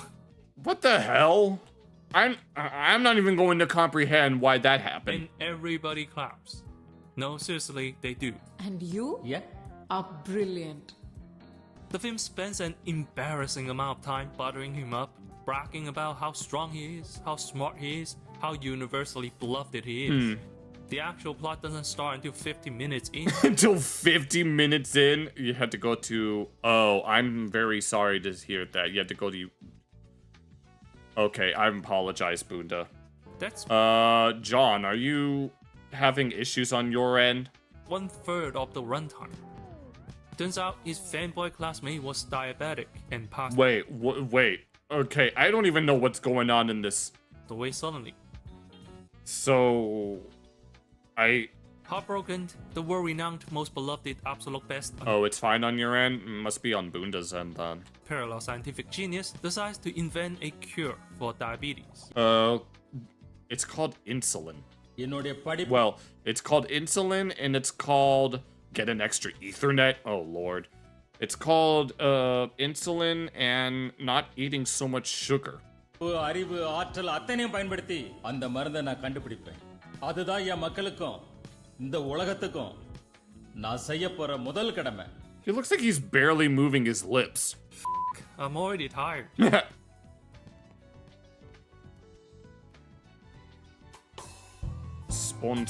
Oh, the sponsor. I don't need... This isn't a shoe-on-head video, so we're skipping it. Part 2. Alright, back to the movie. Yes. Saravanan begins working on a cure and becomes the target. Wait, what the hell? Wait, so this starts out where he's just, Saravanan does not need insulin. Insulin needs him. Yes, because in Soviet Russia, car drives you. Of the medical mafia. A medical mafia, and they're wearing black Phantom of the Opera masks. Saravanan begins working on a cure and becomes... Excuse me? What the hell is this? No, what is this? Why is this here? For what purpose does this serve? Freaking medical mafia? There ain't no way. No, this started out as seemingly as some sort of slice of life movie, and then it turns into whatever the hell this is supposed to be. Target of the medical mafia. Was this ever foreshadowed in the movie, like, at all? Was there any foreshadowing? Yes, this movie runs on a conspiracy theory that Big Pharma doesn't want a cure. Well, I'm pretty sure Big Pharma doesn't want a cure, because then they can make thousands upon thousands off of people having to pay for overpriced medication. His wife is killed, and the second half turns into a question. His Okay, I don't even want to know. I don't even want to make sense of this. So he wants to help people with diabetes. And so the people that don't want that help decide to murder his wife. Yeah, no, the South Park Ozempic special has a more coherent narrative than this. For vengeance. To do that, he turns into Batman. Yeah, I don't even know. Working on a cure by day, fighting bad guys by night. Actually, he turns into dollar store Zack Snyder. Every fight scene is, well, slow-mo. Oh, so it's M. Night Shyamalan, huh? Slow-mo. Slow-mo again. No, this is that one fight. This is like in the M. Night Shyamalan Avatar movie. What was it? The overused, overdrawn out slow shot with in the scene with the blue spirit, where Zuko is the blue spirit. It's giving me a headache. The speed ramps don't even enhance the impact. It's just to show off how cool he looks. It's just to show off. You know, the director, who is the main star, just has to be able to show off his swag. And he looks... God, this movie is really tempting. You could see his pompadour frickin' flowing in the wind. By the way, isn't this where Kido used that poor waiter as a human shield? Wait, what? Oh, oh, good lord, frickin' Yakuza. The story also starts and stops.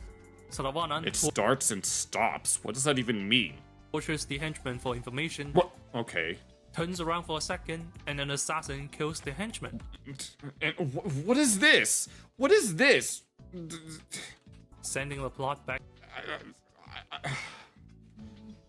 to square one. His research is sabotage, but fret not, Saravanan is suddenly dancing in Ukraine. Why? No idea, he's just there. The song ends, and he's back in the lab like nothing happened. Dancing sequence with no story is a common problem with Indian movies these days, but here it is especially egregious. Every music sequence can be skipped over. Oh, so musicals are very common in Indian films? That's why I'm ranting instead of summarizing. There is no plot. There is nothing. These movies, they taste like nothing. That's an inside joke for those that get it. In the end, Saravanan doesn't even find the bad guys. The bad guys find him. They kidnap him, but keep him nice and clean for that music is common. Oh my god. some reason. The final act is even more lectures. Wait. It goes on and on, and on and on. It goes on and on and on and on. Oh my god, at least KRK knows when to stop. So it's all just exposition here? You are my foot. Well, the No, you're not. mastermind is revealed to be Saravanan's sexy assistant. Of course there's a sexy assistant. But usually, and they're always assisting the, like, you have Beautiful Gorgeous, who usually goes by Beautiful. And then you have Sex Pun, who also goes by Sex Pun.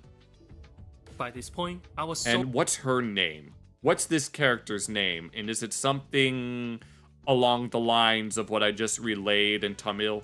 tuned out. I didn't even care how hot she was. The movie is so bad, it made me asexual. Oh my god. Saravanan beats everyone up with his not Tai Chi, and credit where credit is due, the chair fight is decently choreographed. But it doesn't change the fact that the entire finale only happens because the bad guys decide to show up, kidnap Saravanan, and do nothing to him. Oh my god, no, that... Being the good guy, he refuses to kill her. Of course. Instead, he decides not to save her. Okay, so we spare her so that she doesn't get spared. I see. Told you he's Batman. An angry mob surrounds her, and he walks away smiling.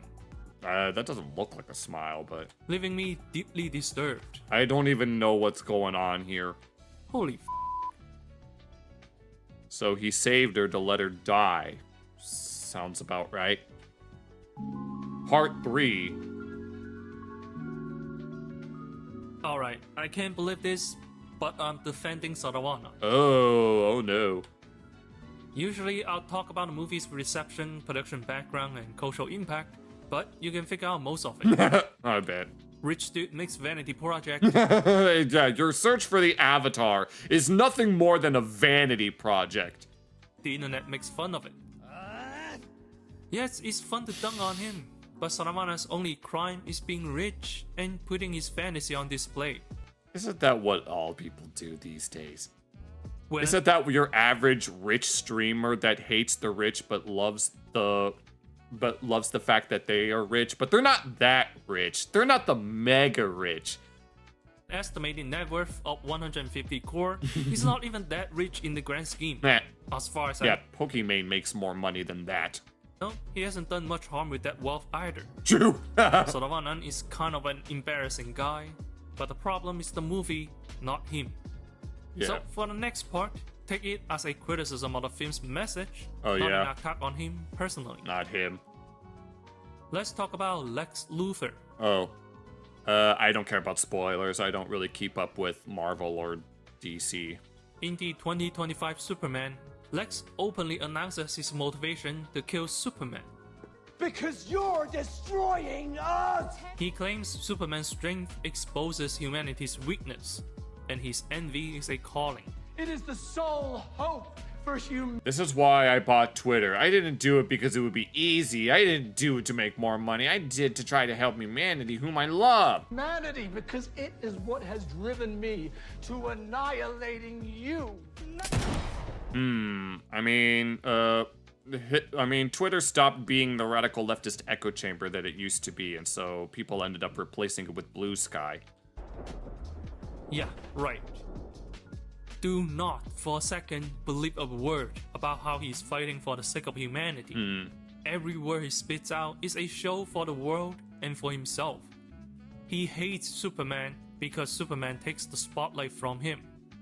Rich assholes like him hate good people because You know they what? can I'm not going to deal with this. role play as the hero when people see what actual heroes look like. This is the part of the film that truly irks me. Saravanan wants a humble origin as a village boy, but his character's home looks like this. Really? He wants to be the man of the people, but the dynamic is always that of a noble, indulging peasants who beg to touch him. You suit your suit with mud. Him lifting a goat is treated as an act of virtue. As if any labor he does deserves applause. And applause is all this movie is.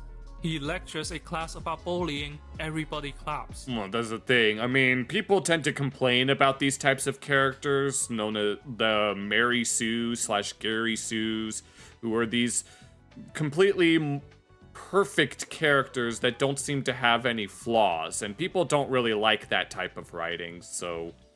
He says he will cure diabetes, nobody questions him. Even during a malpractice investigation, people fawn over him. Dr. Saravanan ஒரு renowned world famous scientist. ஏற்கனவே பல ஆராய்ச்சிகளை சக்சஸ்ஃபுல்லா பண்ணிருக்காரு. Every deed is waiting for a compliment, yet he can't be bothered to learn the basics of Tai Chi. After the last few years of living in the West, I have no more patience for shit like this. Next time, when you see a billionaire talking about helping humanity, ask this. If they are here to help humanity, why are they exploiting their workers? That's a real good question. If they want to fight climate change, why are they traveling by private jets? Oh my god, no. Wait, what was it? No, this actually reminds me of... Oh, wait. I think Bernie Sanders. Yes, it was Bernie Sanders and, what's that bitch's name? I don't even remember her name, but... Yeah, taking private jets for their Fighting the Oligarchy tour, and those jets cost like $30,000 at least. And yet these are supposed to be the people that care about climate change. If they want to give back to the community, why aren't they paying taxes? Are they really here to help? Or are they just LARPing us the saviors, waiting for your applause? Afterward. That's a weird way to put it. Again, I hate the movie, but I don't dislike Saravanan as a person. Except that bit about Tai Chi. That was just insulting. I don't know nothing about Tai I guess Chi. I also don't like him as an actor. I mean, dude's acting is rock solid, as in he has the expressiveness of a rock.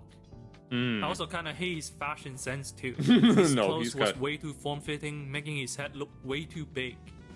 I mean, he looks fine in the commercials, but here, the Pomodoro is gotta be a violation of the Green Lantern code. Oh, good lord. That thing bounces with No, you see the way his Pompadour freaking bounces like that? Step is practically a character on his own. It doesn't help that the movie applies a very aggressive skin smoothing filter on him. Really? Making him look plasticky. He looks especially uncanny in the action sequences thanks to the subpar face replacement. Oh, and the Instagram level of competition. Okay, this kind of just goes on. Well then, that was an interesting video for a very, I guess, interesting movie for lack of a better term. It is 4:41 a.m. where I live, so I think it would be about time for me to wind down for the night so that I can get some sleep. Here. But we can do some just chatting for the time being. Give me a moment. Yeah, apologies to anyone who's watching the VOD and saw those inflammatory remarks that were being made just solely because I have a talking animal for a VTuber model, as if that really means that much. I have it because it's cute more than anything else, and because it's something that I've wanted to do. It's 3 p.m. where you live. I live on the Eastern Standard Time of the US, so it's 4:41 a.m. where I live. I know it's like something in the morning where Bunda lives. He's from Czech Republic. But, let me check everything before I sign off for the night. If anyone has any, if anyone has any last-minute remarks that they would like to make, please feel free to speak now or hold your peace until for the next 2 days, because I will be back Friday night / Saturday morning. Next stream timing, okay, yeah. Friday night / Saturday morning. It'll be like 1:30 in the morning, Saturday morning where I live, which would be, I guess Saturday. Is today Thursday for you, John? I'm assuming that it is. It would be, in your case, it would be, Thursday. No, Saturday afternoon. In whatever time zone is the equivalent of Eastern Standard Time. It would be 1 a.m. You said it's 3 where you live, so it would be 12 p.m. It's 12:30 for you, I think, if I'm doing the conversion correctly. It would be 1:30 a.m. for me, and it would be 12:30 for you. It would be Friday. That's when it's IST. Okay, alright, that's fine. But I will be back on that day, basically 2 days from now, for the Friday night meme videos. I've designated that night as the meme night, where I look at meme videos, among other things. And then the day after that is a miscellaneous game stream, which I need to discuss what game I actually want to play on that day. We played Left 4 Dead 2 last week, which was certainly a treat, to say the least, even though it was a very rocky start. Alright, you gotta go. Alright, thank you so much. If anyone else is watching, if anyone has any last minute things that they would like to comment on. Apologies for that one chatter making inflammatory remarks about me. I don't want anyone to say otherwise, so to speak. But either way, thank you all so much for watching. I'll be back in 2 days for the meme stuff. Take care.